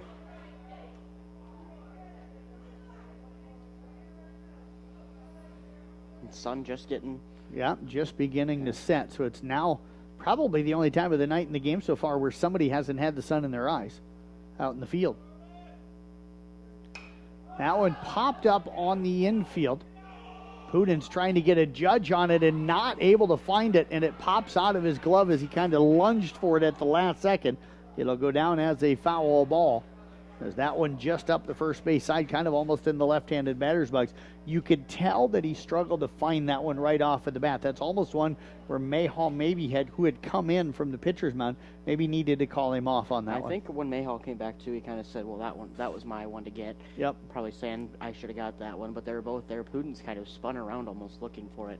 Yep. Because it's hard when that bat goes off to flip the catcher's mask off and then find it. Yep, that's maybe one where Putin's just a freshman, should have been yelling help, or an 8th grader, I should say. Maybe could have been yelling help there, and then Mayhall would have known that he didn't have it and hadn't really found it yet. But good effort by Putin's. The 1-2 pitch on the way. There's a base hit. That's going to get out into left field. 1 run comes in to score. 2 runs will come in to score, and the lead is pushed to 8-3. Yeah, a big hit there to push that lead, but just kind of an unfortunate situation there. Yeah. Stopping at second base is Beck. And those 2 runs will be credited to So the lead now again has been moved to 8-3. 7 runs here in the inning. Pitch on the way. There's a swing and a miss. Camden Nemitz, the top of the order, back up. The count is 0-1. Nemitz singled in the first, was thrown out trying to steal second, since then struck out looking in the second, grounded out to the first baseman in the fifth, and struck out looking to start this 7th inning. Pitch on the way. Popped up. That's going to be chased by Pudence, and he's going to make a really nice catch as he crashes into the backstop for the final out of the inning. But Denison Schleswig does their damage. They get 7 runs in the inning. They get it on 3 hits. There was 2 Kuemper errors, and they leave 2 runners left on base. 8-3 Monarchs. Bottom of the 7th is 1 minute away here on 93.7 at KKRL. Midwest Wholesale is your local building products headquarters. We have everything you need for your smaller home improvements to the building of your home or commercial building. We pride ourselves on giving you top-notch service, quality products with competitive prices. So whether you're a do-it-yourselfer, a contractor, or you just need a little help on a project, Midwest Wholesale is a one-stop resource for all your building needs. Midwest Wholesale, how you want it, when you want it, where you want it, we deliver.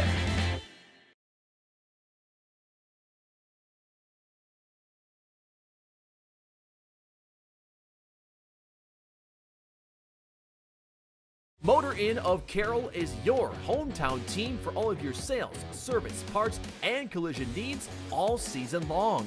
From the helpful sales staff to the area's best service department, Motor Inn of Carroll has the expertise that you need to stay on the road and keep that auto investment looking good. From work to play, they have it all. Good luck to all the area teams from Motor Inn of Carroll.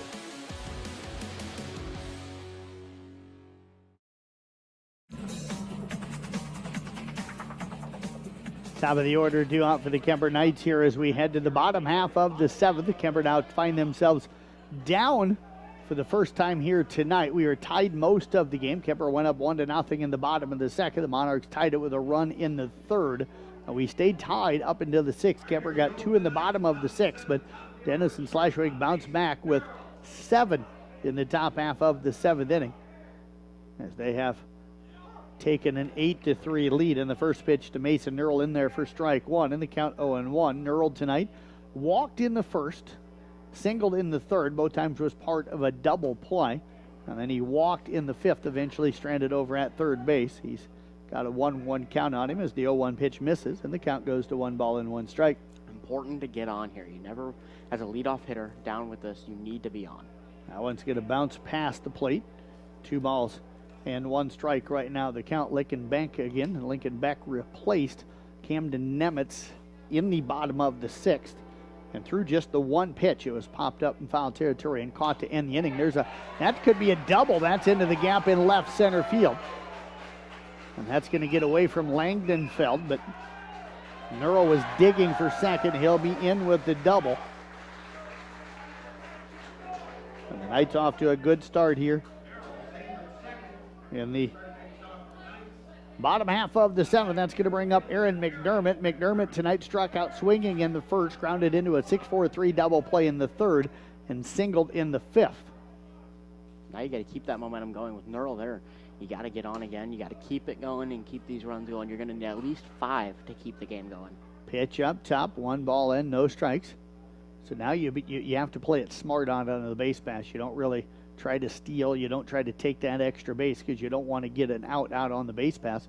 And that one almost got McDermott. And they count 2 balls and no strikes. Landon Potamon waiting on deck then. Charlie Mayhall. That one inside as well. And Beck struggling here to find the strike zone after giving up that double. He's thrown 7 pitches so far, and only 2 of them have been in the strike zone.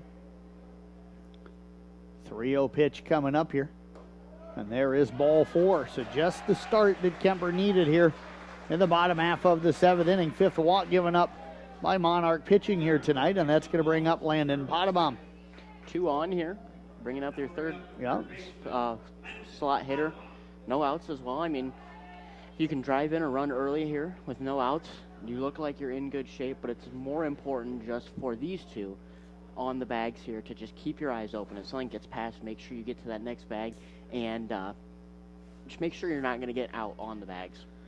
Potabom tonight grounded into a 6U 6-3 double play, then grounded out to the shortstop, and then flew out to the left fielder in the 5th. Pitch on the way, breaking ball misses up top, 1 ball and no strikes. And if you're Kuemper right now, I'm not swinging the bat till he throws at least a strike. Yeah, no, if it's not right down the middle, absolutely perfect pitch you want, don't even lift the bat off the shoulder. That one going to miss up top. He's trying to aim things right now instead of pitch. And the count is 2 balls and no strikes. You can see him kind of trying to guide it. That tells me that he just doesn't have a good feeling with it right now. Yeah, there's some days you're feeling it, and there's some days there's not, but you got to be able to throw the same pitches each day. To a pitch, misses. That's going to run it to 3-0. Quick snap throw down to first. Back in safely as McDermott. Odd to throw that one down to first the way he did. Not even just floating it. He rifled that thing down to first. And if I'm Denison there, I mean, you throw that thing over, that's for sure putting Neural on third. And even with that line there, you could possibly score that. Right now, but these guys on base don't mean much. The guy at the plate, and there's another walk, and Coach Wessel going to come out of the dugout. Yeah, the guys on base right now don't mean a whole lot. Yeah, it's a run, but you're still up, even if all of them score. So that's the guy at the plate that's really the guy that matters. We'll see if Beck going to finish this one or if they're going to make a pitching change here. As Coach Wessel out there talking to everybody. Beck off to the side of the mound, but hasn't given up the ball yet. He's still got it. And if you're Coach Beck, the biggest thing you got to worry about is he really hasn't found the strike zone here in this inning. He's had 2 straight walks that were 4-pitch walks. That means he didn't find the strike zone, and he only threw 2 strikes to Neural, the first batter that he saw. So, and the body language, you can tell he's frustrated with himself right now. And you can also tell that Nemitz tried to give him some positivity out there. But that's going to bring to the plate now Charlie Mayhall. Bases are loaded with nobody out here in the bottom half of the 7th inning. 8-3 Monarchs with the lead. Pitch on the way. Called a strike on the inside corner, and the count 0-1. Mayhall tonight walked and scored back in the 2nd. That was the first run of the game. Struck out swinging in the 4th. Singled and scored in the 6th. Pitch on the way. Popped up. That one is going to drift into foul territory. Coming over is going to be Schulte, the third baseman. He'll make the catch. So good job by Beck. I don't know what Coach Wessel said to him, but it certainly seemed to have settled him down. Yeah, and that one, I mean, it probably was the pitch that he was looking for to get the swing on that one. But for Mayhall, they're popping that one into foul territory. Obviously not the place you wanted to be at. The batter, Ryan Sundrup, will step in. First pitch taken downstairs for ball 1. Sundrup has struck out swinging in the 2nd, reached on an error in the 4th, stranded at first, reached on an error in the 6th. It was eventually thrown out at home. Bases loaded, 1 out. Fastball up and in, 2 balls and no strikes. And again on that one, it looks like he tried to aim it. He's trying to direct the ball where he wants it to go. Neural at 3rd, McDermott at 2nd, Potabom on at 1st.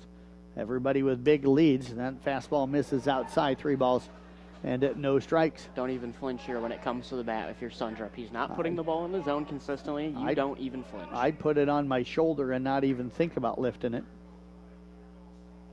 He's going to square around. He's only doing that to throw everybody off. It's what everybody does when you know they're not going to bunt. And the pitch taken in there for a strike, and the count is 3-1. I don't know too many people that actually try to lay down a bunt on a 3-0. Yeah, you probably wouldn't be back into the ballgame unless that bunt ended up being perfect. There's a swing and a miss. And the count 3-2. So back battling back here as he's reared back on these last 2 pitches. Nobody being held on, so everybody getting big jumps here. But if all 3 of ththese guys score, it's still only 8-6. And that one just misses inside. So an RBI walk for Sundrup. And Mason Neural will come in to score. McDermott down to 3rd, Potabom to 2nd. For the Knights now, I mean, you find yourself in a better position. The high run sits in the hands at the plate. At the plate.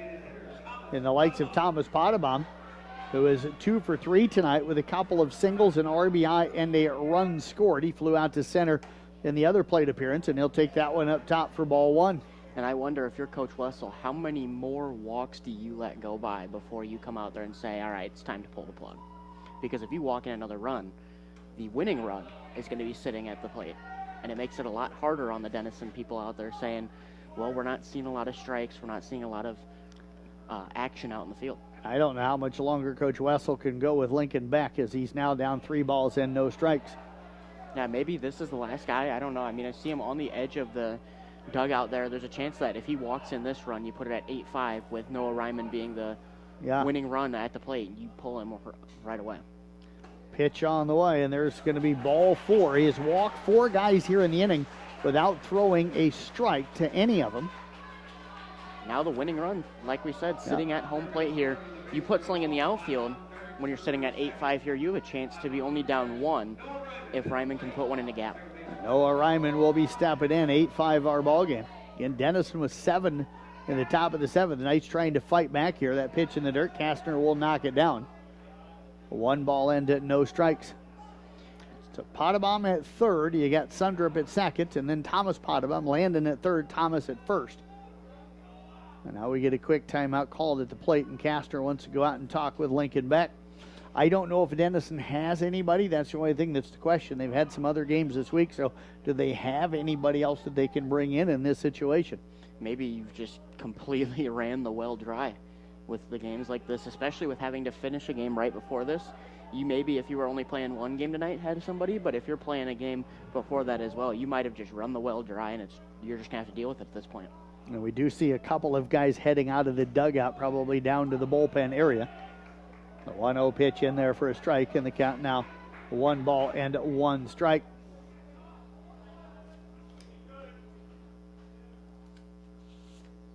There's a foul ball back up against the netting. That'll make it 1 ball now and 2 strikes. Lucas Snyder and Grant Fink are the 2 guys that have headed down to the bullpen. And it looks like it's Fink that's maybe warming up. There's a foul ball out of play. And the count is a 1-1. Yeah, now sitting at a 1-2, I mean, you got to just put the bat on the ball. Ryman's having a good couple hits on it, but you got to actually put this one in play. 1-2 pitch. Taken downstairs for ball 2. Need to protect here at the plate, though. Anything close. If it's not an easy pitch to hit, you can foul it off and drive it, or, foul it off and give yourself a chance at another pitch. 2-2 offering on the way. Bases loaded, 1 out. There's a foul ball. That one off of the top of the grandstand. It bounces right back to home plate. Count remains 2-2 on Ryman. Doing a nice job battling. I mean, now, 3 foul balls off of how many strikes? He's just keeping himself in and keeping himself alive, trying to drive in a run or 2 here. Alex Pudens is waiting on deck. There's his shot. That's going to be out into the left center field, but ranging over and missing it is Langenfeld. It went right through the glove. 1 run going to come in to score on the air, and it's an 8-6 ball game. Yeah, now that important error there from the Monarchs. That one in the glove would have probably scored 1 and been 2 outs. Now you score 1 with 1 out, and the winning run is sitting at first base. The tying run sitting at second base with two of your 3 guys there, or possibly even 3 of them, some of the fastest guys on your team here. And we had a pretty well defensive plate game until the last inning. Yeah, I mean, that was just clean, trying to grab the ball before and go to home plate to try to get that run. First, you got to get the out. Pitch on the way. There's a swing and a miss to Pudens, and the count 0-1. And a 1-out rally here in the bottom of the 7th here. The Knights probably trying to just keep people walking around. At least for Denison's pitcher, they have found the strike zone. And that time misses inside. 1 ball and 1 strike. So Sundrup at third, Thomas Potabom at second. He's the tying run. Noah Ryman on at first. And again, with 1 out, they're not holding anybody on. Monarchs are hoping to get their 3rd double play to get out of trouble, but that pitch misses up top, and the count now 2 balls and 1 strike. A walk here absolutely crushes the dreams for Denison because the tying they're run still was up at 1, third. but they're still up 1. It doesn't crush the dreams, up 1. But it makes it 10 times harder. I mean, then you can't walk at all. Yeah, there's a strike called on the inside corner. Knight fans not happy about that one. I will say that inside corner has kind of been some controversy for both teams. I've seen some of the fans for both teams upset on some of those, but if it's consistent for both, then it's good. 2-2 pitch down in the dirt. Nice knockdown again by Kastner. And the count is full. With 1 out, you don't send the runners here. If there was 2 out, it might be different, but with 1 out, you're not sending the runners. Back working out of the windup. Bases loaded with a 1 out. Pitch on the way in the dirt for ball 4. And again, you can tell he's trying to aim and guide that ball. And Coach Wessel not coming out of the dugout. I don't think he's got any help, even though he's got had a guy warming up. Yeah, this might just be you run the fuse till it blows up on it. I mean, you don't have anyone left here. You're just going to hope that you just get some strikes and maybe get double play or something here to end it. But now, we have Wessel come out. And now Coach Wessel comes out. Caden Vanami will come to the plate, but Coach Wessel going to come out of the dugout. We may see a pitching change here as the Knight lead of 3-1 was wiped out with 7 runs in the top of the 7th. We're going to get a pitching change, but the Knights have come back with 4 already in the 7th. 1 out, bases loaded. Back in a minute on 93.7 at KKRL. Only Pizza Ranch serves buffet your way. Don't you mean my way, Mr. Voiceover Guy? Sure, anyone's way, actually. Request your favorite pizza. We'll make it, bake it, and give you the first slice. I can add peppers to pepperoni, Stampede on stuffed crust, maybe Texan taco on thin. No tomatoes on my half. How can I convince Mom to let us eat here every night? It's buffet your way at Pizza Ranch. Say it with me, kid. Oh, hell no, not again. Has the roof on your home or business been damaged by the recent hailstorm? Does your roof need looked at? Let our hail damage experts at Brinks Exteriors work for you to get you a new roof. Call 712 Roof Pro. We know the last thing you want to do is worry about your biggest investment. Hail happens, but we can fix it. Call Brinks Exteriors now for a free roof inspection. 712 Roof Pro.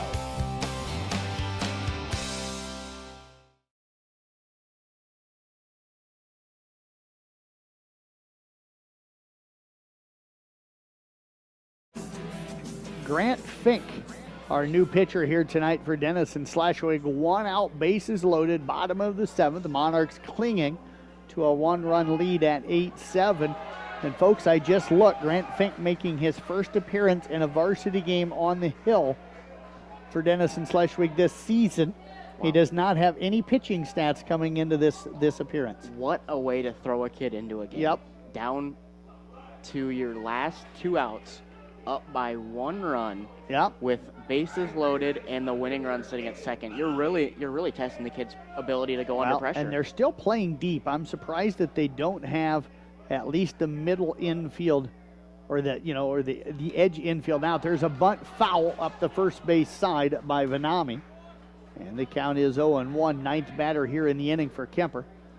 Now you might see him pull him back in once you see that first one. That one was scary. I mean, it rolled a couple times down there for Denison. And he's trying to bunt it up the first base side, and Sletka's still playing deep over there.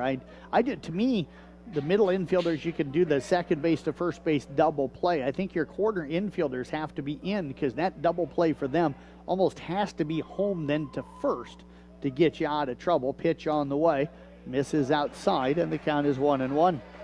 Yeah, the only good thing for the Monarchs on that one was that it rolled foul. Yep. Sundrup was standing up on home plate by the time that one rolled foul.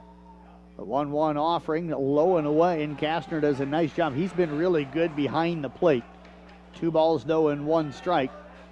He's blocked a lot of balls that could have been a lot of runs scored for the Knights, and you got to give credit where credit is due that he's kind of saving some of those. Schulte in on the grass at third. That pitch almost got away, thrown almost to the backstop, but Kastner again goes up and gets it. 3-1 the count now on the batter, Caden Vanami. Vanami grounded out to third in the second, struck out looking in the 5th, and then popped up in foul territory to the first baseman in the 6th. Knights are maybe a 1 pitch away here from tying this one up. Short lead out at second. There's a fly ball out towards left center. That's going to drop in for a base hit. They're going to come home as the runner had to hold, and in safely with the tying run is going to be Thomas Potabom. What a hit there from Caden Vanami, putting it in that kind of triangle dead zone there, and now you bring up the top of your lineup what should be some of your stronger hitters in Mason Nurl and Aaron McDermott with the bases loaded here and a chance to win it. And both teams will have batted through their order in the 7th inning. Yeah, what a time to bat through your orders when, you get 7 runs from Denison and then you get 5 from Kuemper here looking to get their 6th. Mason Nurl will step in. He doubled his first time up in this inning and then came in to score. He's the one that got this rally going. They're calling in everyone here. That was the catcher calling everyone in, literally walked out there and said, get in here. We are going to try to turn this double play and keep this thing tied. Yeah, they've got to make the play at the plate now, so the infield drawing in. That pitch going to miss outside, ball one. The worst way to lose this game is if you throw that wild pitch or a pass ball here. Yeah. I mean, this big backstop, it's almost surely a run. And Alex Putin's got to be careful out at second because the winning run is at third, but if they get him, you don't want to get out either. So you've got to be careful. There's a swing and a miss in the count, 1-1. Yeah, only one out on the board, though. So, I mean, the double play is what they're ideally looking for Kuemper. If you see something in the outfield, obviously Ryman tag up, but just make sure you get to the bag. 1-1 pitch up top, 2-1, but he doesn't want to run him off of third is what I'm saying. So he's got to be careful because he doesn't want to force an out over with Ryman over there at third base. I will say ability to get big leads here with nobody holding on. 2-1 pitch in there for a strike. That was probably the best pitch from Fink here tonight. In the count's 2-1 now. Infield still drawn in with a 1 out. The outfield drawn in as well because they're going to have to come to the plate. Pitch on the way, swung on and missed. He gets a huge strikeout to Nurl, and that is the second out here in the inning. It takes away that outfield fly, being able to tag up and score. So now it has to be through the infield. And now, but now the infield gets to go back because there's 2 outs. You can make the play anywhere now. So now the outfield can play back as well. So Aaron McDermott will step in. That was a huge strikeout. There's a chopper foul in the count, 0-1. McDermott struck out swinging in the first, grounded into a 6-4-3 double play in the third, singled in the fifth, and walked and scored here earlier in the seventh. It's just time for the Knights. You just got to put the bat on the ball through the infield. That's how you get this one to be a victory. 0-1 pitch, fly down the right field line, giving chase, and that's going to be a foul. Peterson and Sletka both giving chase, but Fink out in front of McDermott now, no balls and 2 strikes.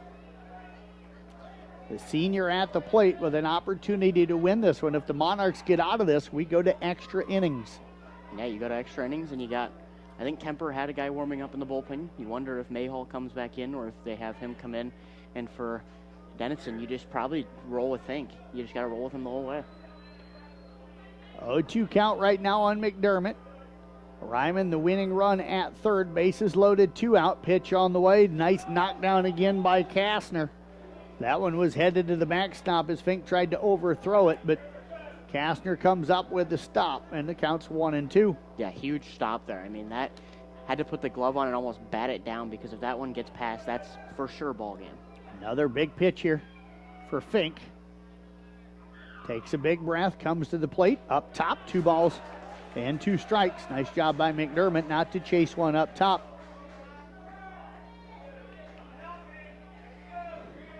You can hear the crowd really getting into it in this bottom of the 7th. Yeah, they were quiet up until that bottom of the 6th. Pitch on the way, and yeah, they're gonna hold him hill. That's a really good call. Really good call by Rod Berg, the home plate umpire. That pitch was going to be up in the zone, and McDermott literally stuck the arm out over the plate to get hit. And an outstanding call by the home plate umpire to blow that dead, or not blow it dead, but call it dead right away and bring McDermott back to the plate. What do you call that, a foul ball, or how does it go into it? It's a ball. So the count goes to 3-2. Now it's just do or die here. Pitch on the way, and it's going to be a flare, but it's going to be on the infield, and we're going to go to extra innings. The shortstop, Galvin, makes the catch. And the Knights score 5, needed 6, but they score 5.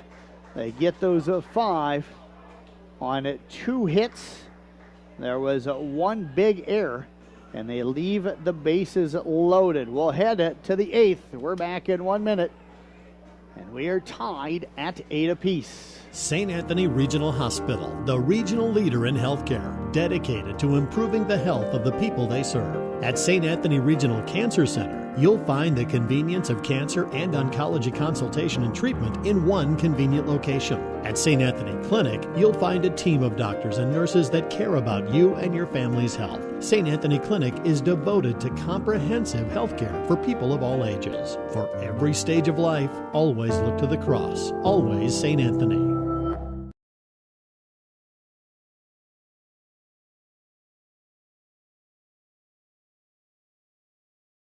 Collins Aerospace, we believe in investing in our employees' future. That's why we are proud to offer our Employee Scholar Program. Whether you want to pursue a professional certificate or a degree related to the industry, we offer full tuition reimbursement and even paid study time. Our Employee Scholar Program is the perfect tool to help achieve the future you've been dreaming of. At Collins, we don't just want to offer you a job, we want to offer you a career and a future in aerospace. For details on the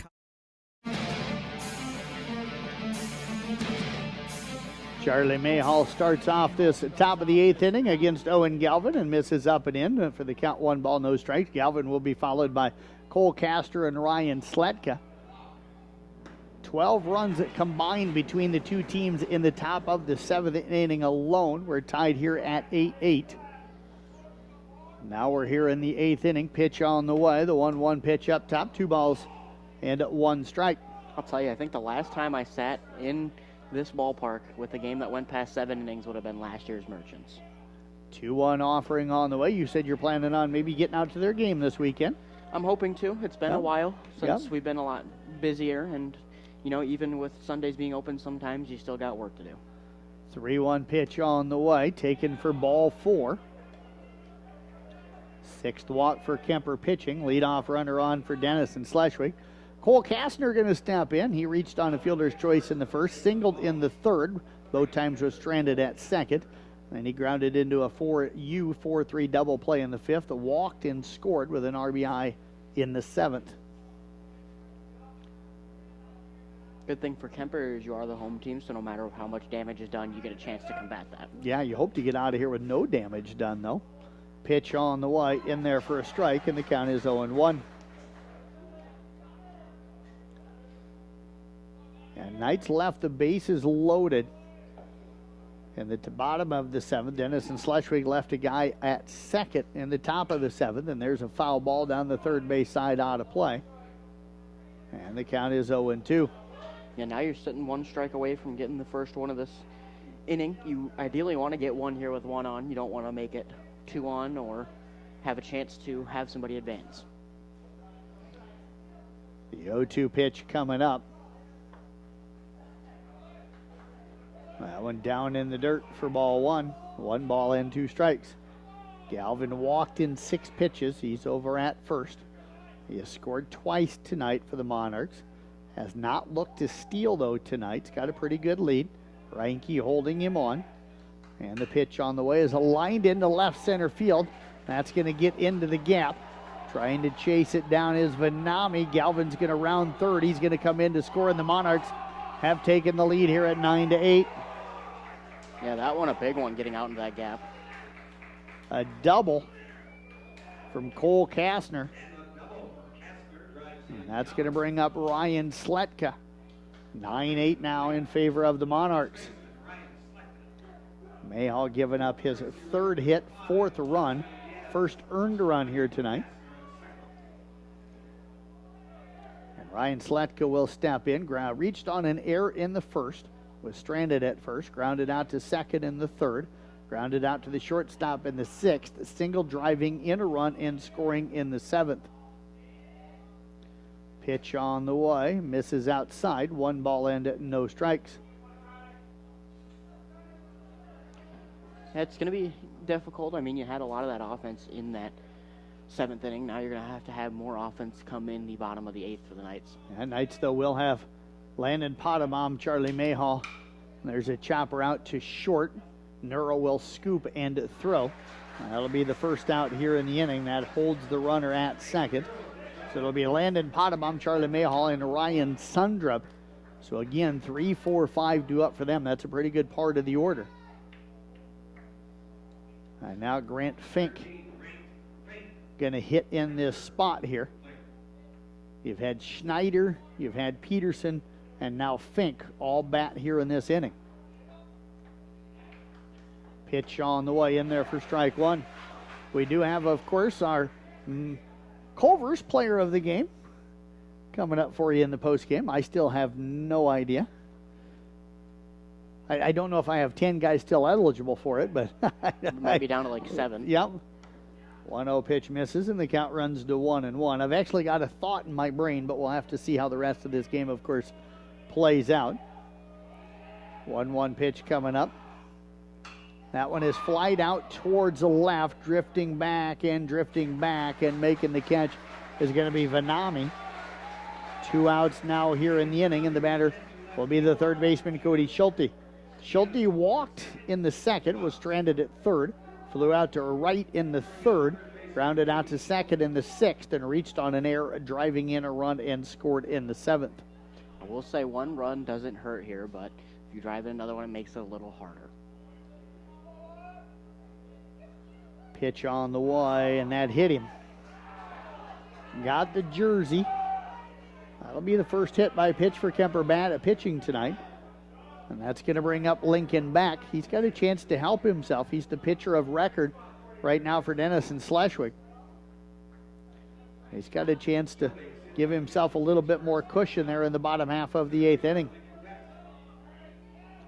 Pitch on the way, chopped up the middle, and that's going to be, well, trying to reach out and get it was Ryman. He'll throw over to third. I think it went off of Nurl as Ryman couldn't get to it. He was on the shortstop side of second base. And now bases loaded, 2 outs here. You just got to get out of this inning. Yeah, I'm going to rule a hit for bat because that would have been a tough play for anybody there. And that's going to bring up now Gavin Brawl. Nash Langenfeld, that right now hitting in that spot. This is his second plate appearance. He struck out looking back in the 7th. Takes the first pitch up and in, and the count 1 ball and no strikes. Bases loaded here with 2 outs. Mayhall on the hill. That one in the dirt. Nice knockdown that time by Pudens. As Mason, we talked about Kastner do it. Pudens again, can't let anything get past you. Yeah, now you let something get past you that scores 1 for sure. You just got to keep everything in front of you. Mackey Motors tailgate will follow this one. 2-0 pitch in there for strike 1. We are coming to you live here from the Gatorade broadcast booth, distributed by Pepsi Beverages in Carroll. Gatorade helping athletes fuel, recover, and perform. I've been surviving tonight on some Gatorade, and there's a foul ball off the home plate umpire. So now if you're prudent, you go talk to your pitcher real quick and give the home plate umpire kind of a moment to catch himself here, as that was a foul tip that got him right off of the face mask. And Coach Bach and Coach Luhano right away tell Pudens to go out and talk real quick with Mayhall. You really don't have to say anything, just go out there and stand. You want to give that umpire a moment to kind of gather himself after getting hit. That's that relationship between a catcher and a home plate umpire. 2-2 pitch on the way up top for ball 3. Yeah, that one was high there. Yep, good job by Pudens to go up and get that one. You don't want to walk in an insurance run here in the 8th. And now put it close. Make your defense help behind you. Everybody taking off, and there's a big swing and a miss. Mayhall gets the strikeout to end the 8th inning, but the Monarchs pick up a run. They get that run on 2 hits. There was no errors, and they leave the bases loaded. The Knights, they'll bring up Landon Potabom, Charlie Mayhall, and Ryan Sundrup when we come back in 1 minute here on 93.7 KKRL. Monarchs up 9-8. Area high school students have several college courses available to them at the DMAC Carroll campus and the Templeton Regional Center. The courses and books are available to students at no cost. High school students, contact your high school counselor today to talk about how DMAC college credits can be a part of your high school plan. It's really nice to be able to get college credits to maybe go further degree or just use your auto program to go into the workforce right away.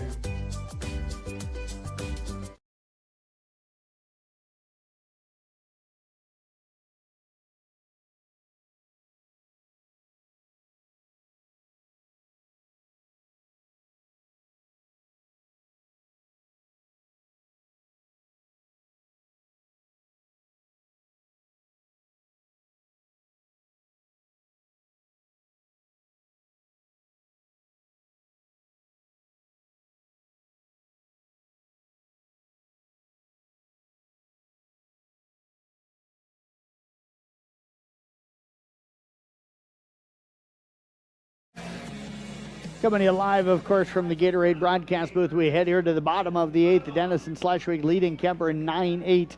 Landon Potabom, Charlie Mayhall, Ryan Sundrup are the scheduled hitters for the Knights. Pitch on the way from Beck in the dirt for ball 1 as that hops to the backstop. Potabom tonight grounded into a 6U, 6-3 double play in the first. Grounded out to the shortstop in the third. Flew out to the left fielder in the 5th, walked and scored in the 7th. Pitch on the way. Low and inside, and the count 2 balls and no strikes. It is a perfect night, but there is now no wind at all here. Yeah, it's a 2-0 completely pitch. dead in the air. Yep. That flag was blowing from right to left early in the game. It was out of the southeast, but it is completely died down now as people starting to shoot off some of the fireworks. 2-1 pitch swung on and missed. And the count is 2-2. Happy 4th of July to everybody for tomorrow. Going to see a late caravan of vehicles coming out of Carroll to the north. There's a base hit out in the right center field. That could be 2 for Potabom. He's going to dig around first. He's going to head into second with the double. So a leadoff double, the tying run now at second base with nobody out here in the inning. What a way to battle. 2 strikes on the board there. Yeah. He goes up and he hits one into that opposite field right center gap and got it deep enough to where he could turn and get all the way to second. I think I mentioned earlier, Beck was back on the hill. It was actually Fink who replaced him that was out there. I just caught the 3 on the 13 on his jersey, and it flashed back to back. So Fink on the hill. That's the first hit he gives up here tonight. Charlie Mayhall will step in, takes the first pitch low and away for ball 1. Important to keep that ball in front of the catcher again.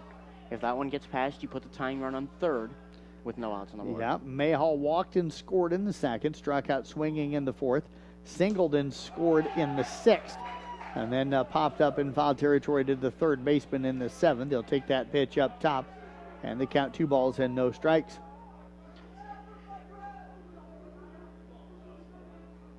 Pitch on the way. That one is fouled down the left field side. That one would have been trouble, but it's just a long foul ball for Charlie Mayhall, and the count now 2 balls and 1 strike.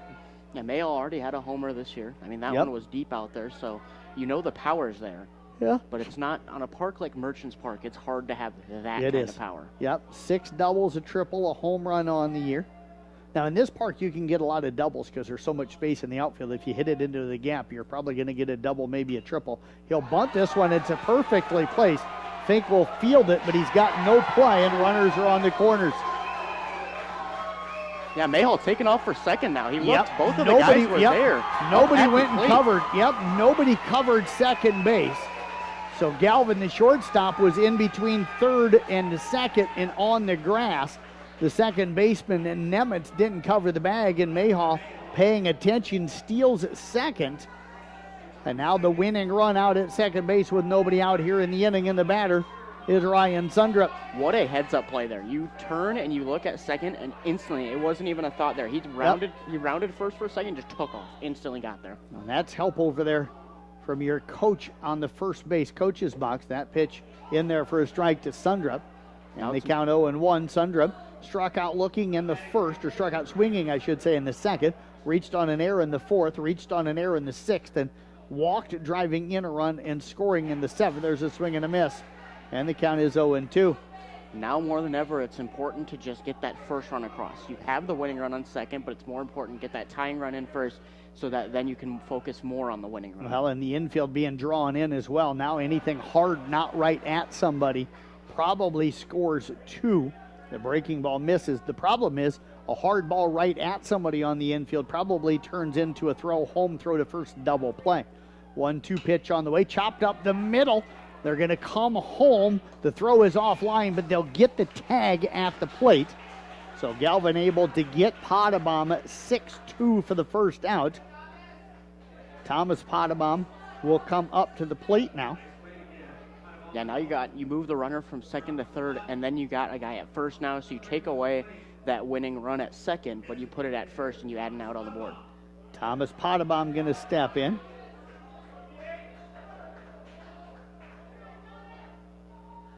Again, runners at first and third here. Sundrup on over at first. Mayhall on at third. And Potabom at the plate. We'll get you Potabom's numbers in a moment. He squares around like he wanted to bunt, pulls it back, and they count 1-0. Thomas Potabom single driving in a run in the second, flew out to center in the 4th, single driving in a run and scored in the 6th, and walked driving in a run in the 7th. Wonder if maybe Potabom is trying to bunt that one down the first baseline with one out here. You specifically see Mayhall try to come in, move somebody over to second. He does look to bunt again, misses it outside. I'm surprised in a way that Sundrup hasn't gone here. He's only 2 of 3, but I don't know if they throw down to second with the winning or the tying run over at third. Now he goes to pitch up top, and they do not try and throw. And now you 3-0, you might have a possibility of putting the winning run at second and another run at first, just in case something happens there and you bring up Noah Ryman after. And they're going to walk him intentionally now. I kind of wondered if they'd do that. There's the intentional walk. So that's going to load the bases up now for Noah Ryman. Just a freshman stepping in here with a chance to tie the game and possibly walk it off. The infield coming in, just kind of creeping towards that grass. Ryman tonight struck out looking in the 2nd, lined out to 2nd in the 4th, walked in the 6th. That was Nash Leonard that walked in the 6th and then ended up reaching on an air driving in a run in the 7th. Pitch on the way outside for ball 1. Yeah, now you can't walk anyone if you are Fink out there. You need to throw strikes and you need to have him hit, because if you walk, you tie the game up, bringing up Alex Pudens after. And the infield is still drawn in, so anything hard not at somebody probably gets through. And they're not holding anybody on. The 1-0 pitch misses and the count runs to 2-0. So Sundrup out at second's the important guy.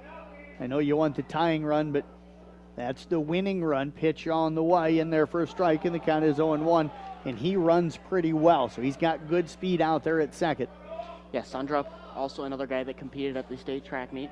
I mean, a fast guy. He can turn third if you're out in the outfield. 2-1 pitch, flied out to right center. That's going to drive in 2 runs, and Noah Ryman will step on first. 2 runs come in to score, and the Kuemper Knights going to win it here by a final of a 10-9.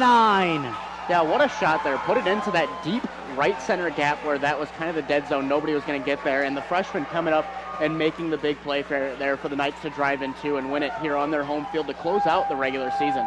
The Knights do pick up a pair of wins here tonight. They will wrap up the season, regular season anyway, at 15-13. We'll step away. We'll take a break. We're coming back in 3.5 minutes with the Mackey Motors Tailgate right here on 93.7 at KKRL. Only Pizza Ranch serves buffet your way. Don't you mean my way, Mr. Voiceover Guy? Sure, anyone's way, actually. Request your favorite pizza. We'll make it, bake it, and give you the first slice. I can add peppers to pepperoni, Stampede on stuffed crust, maybe Texan taco on thin. No tomatoes on my half. How can I convince Mom to let us eat here every night? It's buffet your way at Pizza Ranch. Say it with me, kid. Oh, hell no, not again. Has the roof on your home or business been damaged by the recent hailstorm? Does your roof need looked at? Let our hail damage experts at Brinks Exteriors work for you to get you a new roof. Call 712 Roof Pro. We know the last thing you want to do is worry about your biggest investment. Hail happens, but we can fix it. Call Brinks Exteriors now for a free roof inspection. 712 Roof Pro. From footings to framing to finish. For farm, home, or commercial, for more than 90 years, Wall Lake Lumber Company has been proud to help our communities grow. With 4 convenient locations and one of the largest building material inventories in the area, we are sure to be able to fill all your building needs. From project design and estimating to friendly advice, we can't wait to be part of the process for you. Wall Lake Lumber, with locations in Wall Lake, Lakeview, Odebolt, and Carroll. We're not your grandpa's lumberyard. Area high school students have several college courses available to them at the DMAC Carroll campus and the Templeton Regional Center. The courses and books are available to students at no cost. High school students, contact your high school counselor today to talk about how DMAC college credits can be a part of your high school plan. It's really nice to be able to get college credits to maybe go further degree or just use your auto program to go into the workforce right away.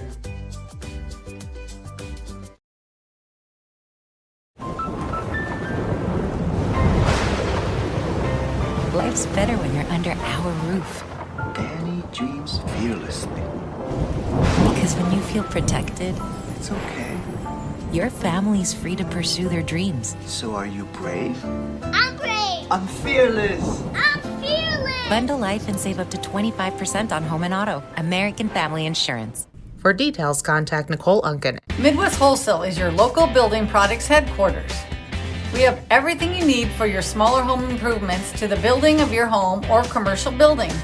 We pride ourselves on giving you top-notch service, quality products with competitive prices. So whether you're a do-it-yourselfer, a contractor, or you just need a little help on a project, Midwest Wholesale is a one-stop resource for all your building needs.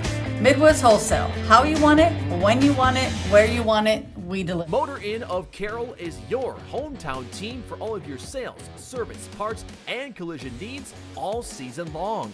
From the helpful sales staff to the area's best service department, Motor Inn of Carroll has the expertise that you need to stay on the road and keep that auto investment looking good. From work to play, they have it all. Good luck to all the area teams from Motor Inn of Carroll. Family owned and operated since 1948, Quant Auto Salvage is the area's best full-service scrap facility. Whether you are looking to sell scrap iron, vehicles, or batteries, or you need to locate that difficult-to-find part for your vehicle, they have what you need. And if it isn't in stock, they can locate it with their nationwide parts database, or you can pull it yourself after you pull it. Quant Auto Salvage. They sell the best and recycle the rest on Kitty Hawk Avenue in Carroll.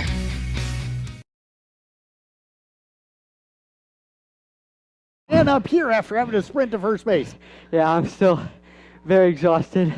Oh my guys were like 2 inches away from me. I couldn't breathe. It was hot. It was awesome. Take me through that at bat. Well, I knew coming into the inning that that I was gonna be probably one of the last people to go up to bat, and I knew I was gonna have to make a play.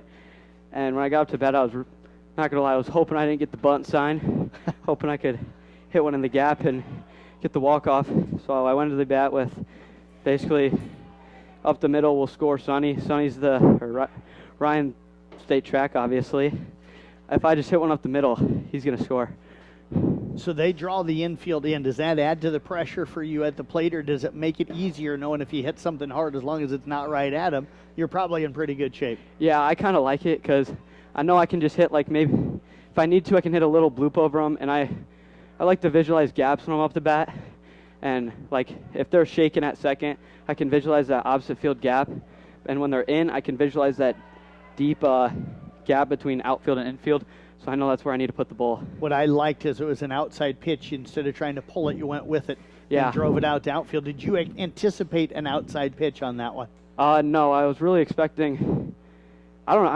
I don't even remember what happened that at bat, but we've been working a lot on outside pitches these last couple weeks, and I guess it's paid off. So the other thing I got to ask, you were excited running down to first. When did you realize that it was going to be over the second baseman's head and drive in a pair of runs? Honestly, as soon as I made contact, I saw that thing, and I was like, oh, it's over. I was very tempted not to bat flip like 40 feet in the sky, but it was, yeah, as soon as I made contact, I knew it was over. How hard was it not to take the helmet off before you got to first? Because you thought about it, you put your hand on it. Yeah, I was very scared. I've never been in this situation before, and I don't know why in my head when I was playing second the last inning, I just was like visualizing me hitting a walk-off and throwing my helmet off. And I guess it came a little too early, and I was like, okay, wait, let's just not do anything stupid before I,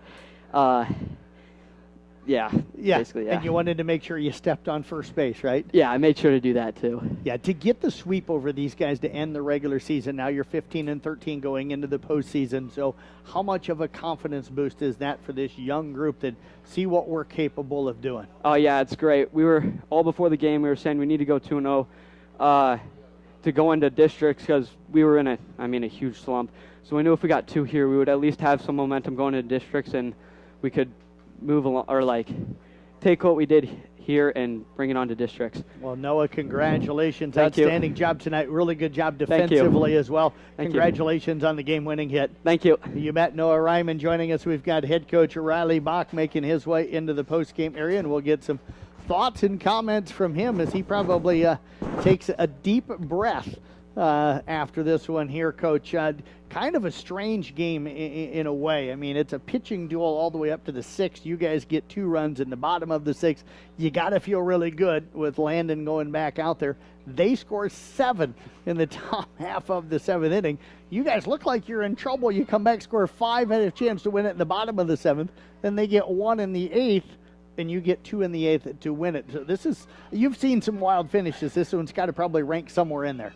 Yeah, that's I don't know if I've ever seen something like that, but yeah, what a roller coaster of emotions tonight. But yeah, just really, really happy, really proud of the boys. They battled through a lot of adversity there in the 7th. Would have been really easy to kind of roll over and move into the holiday weekend, but they never quit, and it's something that we can kind of hang our hat on as we kind of head into the postseason here. But yeah, just a ton of fun. Noah Ryman coming to the plate. He said, I was hoping he wouldn't put the bunt on. What was going through your mind with him stepping to the plate? Of course he didn't want to bunt. Yeah, I mean, just looking for something to drive. The bunt was definitely in my head. It's really hard with the infield in. You got to be perfect with that bunt. So, I mean, I just had a ton of confidence in Noah, too. I felt like he's had some good at-bats today. So, just one of those things, let's let him swing, and he came up big.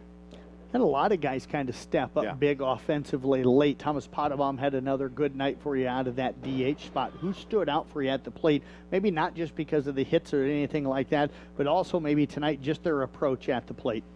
I mean, I think top to bottom approach was really, really good tonight. Yeah, Tommy had a great night. Mason had a great night, going 2 for 3, something like that. Right. It really felt like a really good team win for us that we really haven't had in a couple weeks. Yep. We've kind of been relying really, really heavy on starting pitching. It felt like it was going to be kind of one of those nights again. Lucky Landon was throwing really well, but at the end of it, they just battled, and we put a bunch of really good at-bats together. They were patient, taking the right pitches. So, yeah, I think it was really just kind of top to bottom. 1 through 9 battled really hard at the plate, and that's something we've kind of preached a lot here in the last couple days for sure, in the last couple weeks. So to see it kind of come into play here tonight, it was awesome. How tough was it to pull Landon there in the 7th? Was it a pitch count thing, or was it that he had just kind of started to wear down a little bit? How tough was it to go get him? Because he wanted to finish this thing. Yeah. It was a pitch count thing, so really the decision was pretty easy. But and you could kind of see it. He was starting to kind of fall off. He hasn't gone that deep in a game in 3 weeks probably. Kind of been working on some arm stuff. So yeah, it was a pretty easy decision. I think we probably would have went there even if the pitch count wasn't a factor at that point. So you could kind of see it just kind of falling off a little bit. And to get through 7, you got to be really good. Right. So, yeah, I mean, he gave us a really good start, and things might not have went the exact way we wanted them to when we went to Chuck, but, that's kind of the way things go sometimes, and, they battled hard, and we figured out a way to get it done. You guys are off now till Tuesday. I'm sure you're probably headed to Esterville on Friday to watch Manson and Esterville Lincoln Central, but how much time do you give the guys off with it being a holiday weekend? Yeah, it's such a hard thing for us to balance, and we talked about it a bunch. As a staff, trying to figure it out. I want the kids to be able to enjoy their summer, enjoy the holiday. But at the same time, we still feel like we got a lot of work to get done. Right. So, yeah, we'll get together Saturday for a real quick one.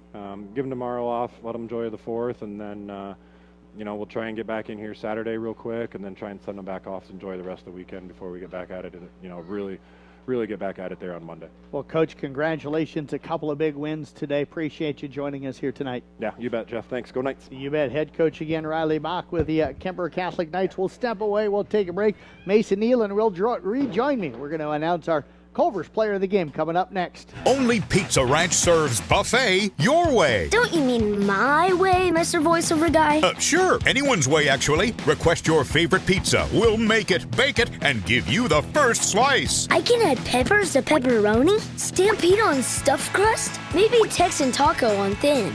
No tomatoes on my half. How can I convince Mom to let us eat here every night? It's buffet your way at Pizza Ranch. Say it with me, kid. Oh, hell no. Not again. Has the roof on your home or business been damaged by the recent hailstorm? Does your roof need looked at? Let our hail damage experts at Brinks Exteriors work for you to get you a new roof. Call 712 Roof Pro. We know the last thing you want to do is worry about your biggest investment. Hail happens, but we can fix it. Call Brinks Exteriors now for a free roof inspection. 712 Roof Pro.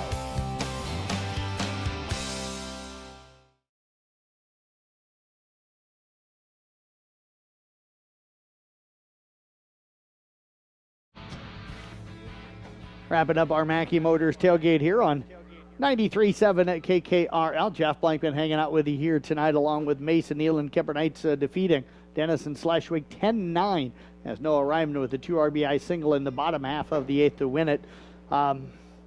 We had a few guys in mind, but it kind of became clear there on that last at-bat here in the ballgame who our Culver's player of the game is. Yeah, I think it took about one pitch and a little stride over to first base for us to figure out who it was going to be, because that was kind of the biggest key to the game there, winning that one in 8 innings. Yeah, Noah Ryman again, our Culver's player of the game, going 1 for 4 tonight with a single, 3 RBI, added a walk in the ballgame. So the Knights sweep it tonight against Denison Schleswig. They win the suspended game 5-4. They win the complete game tonight 10-9 in 8 innings.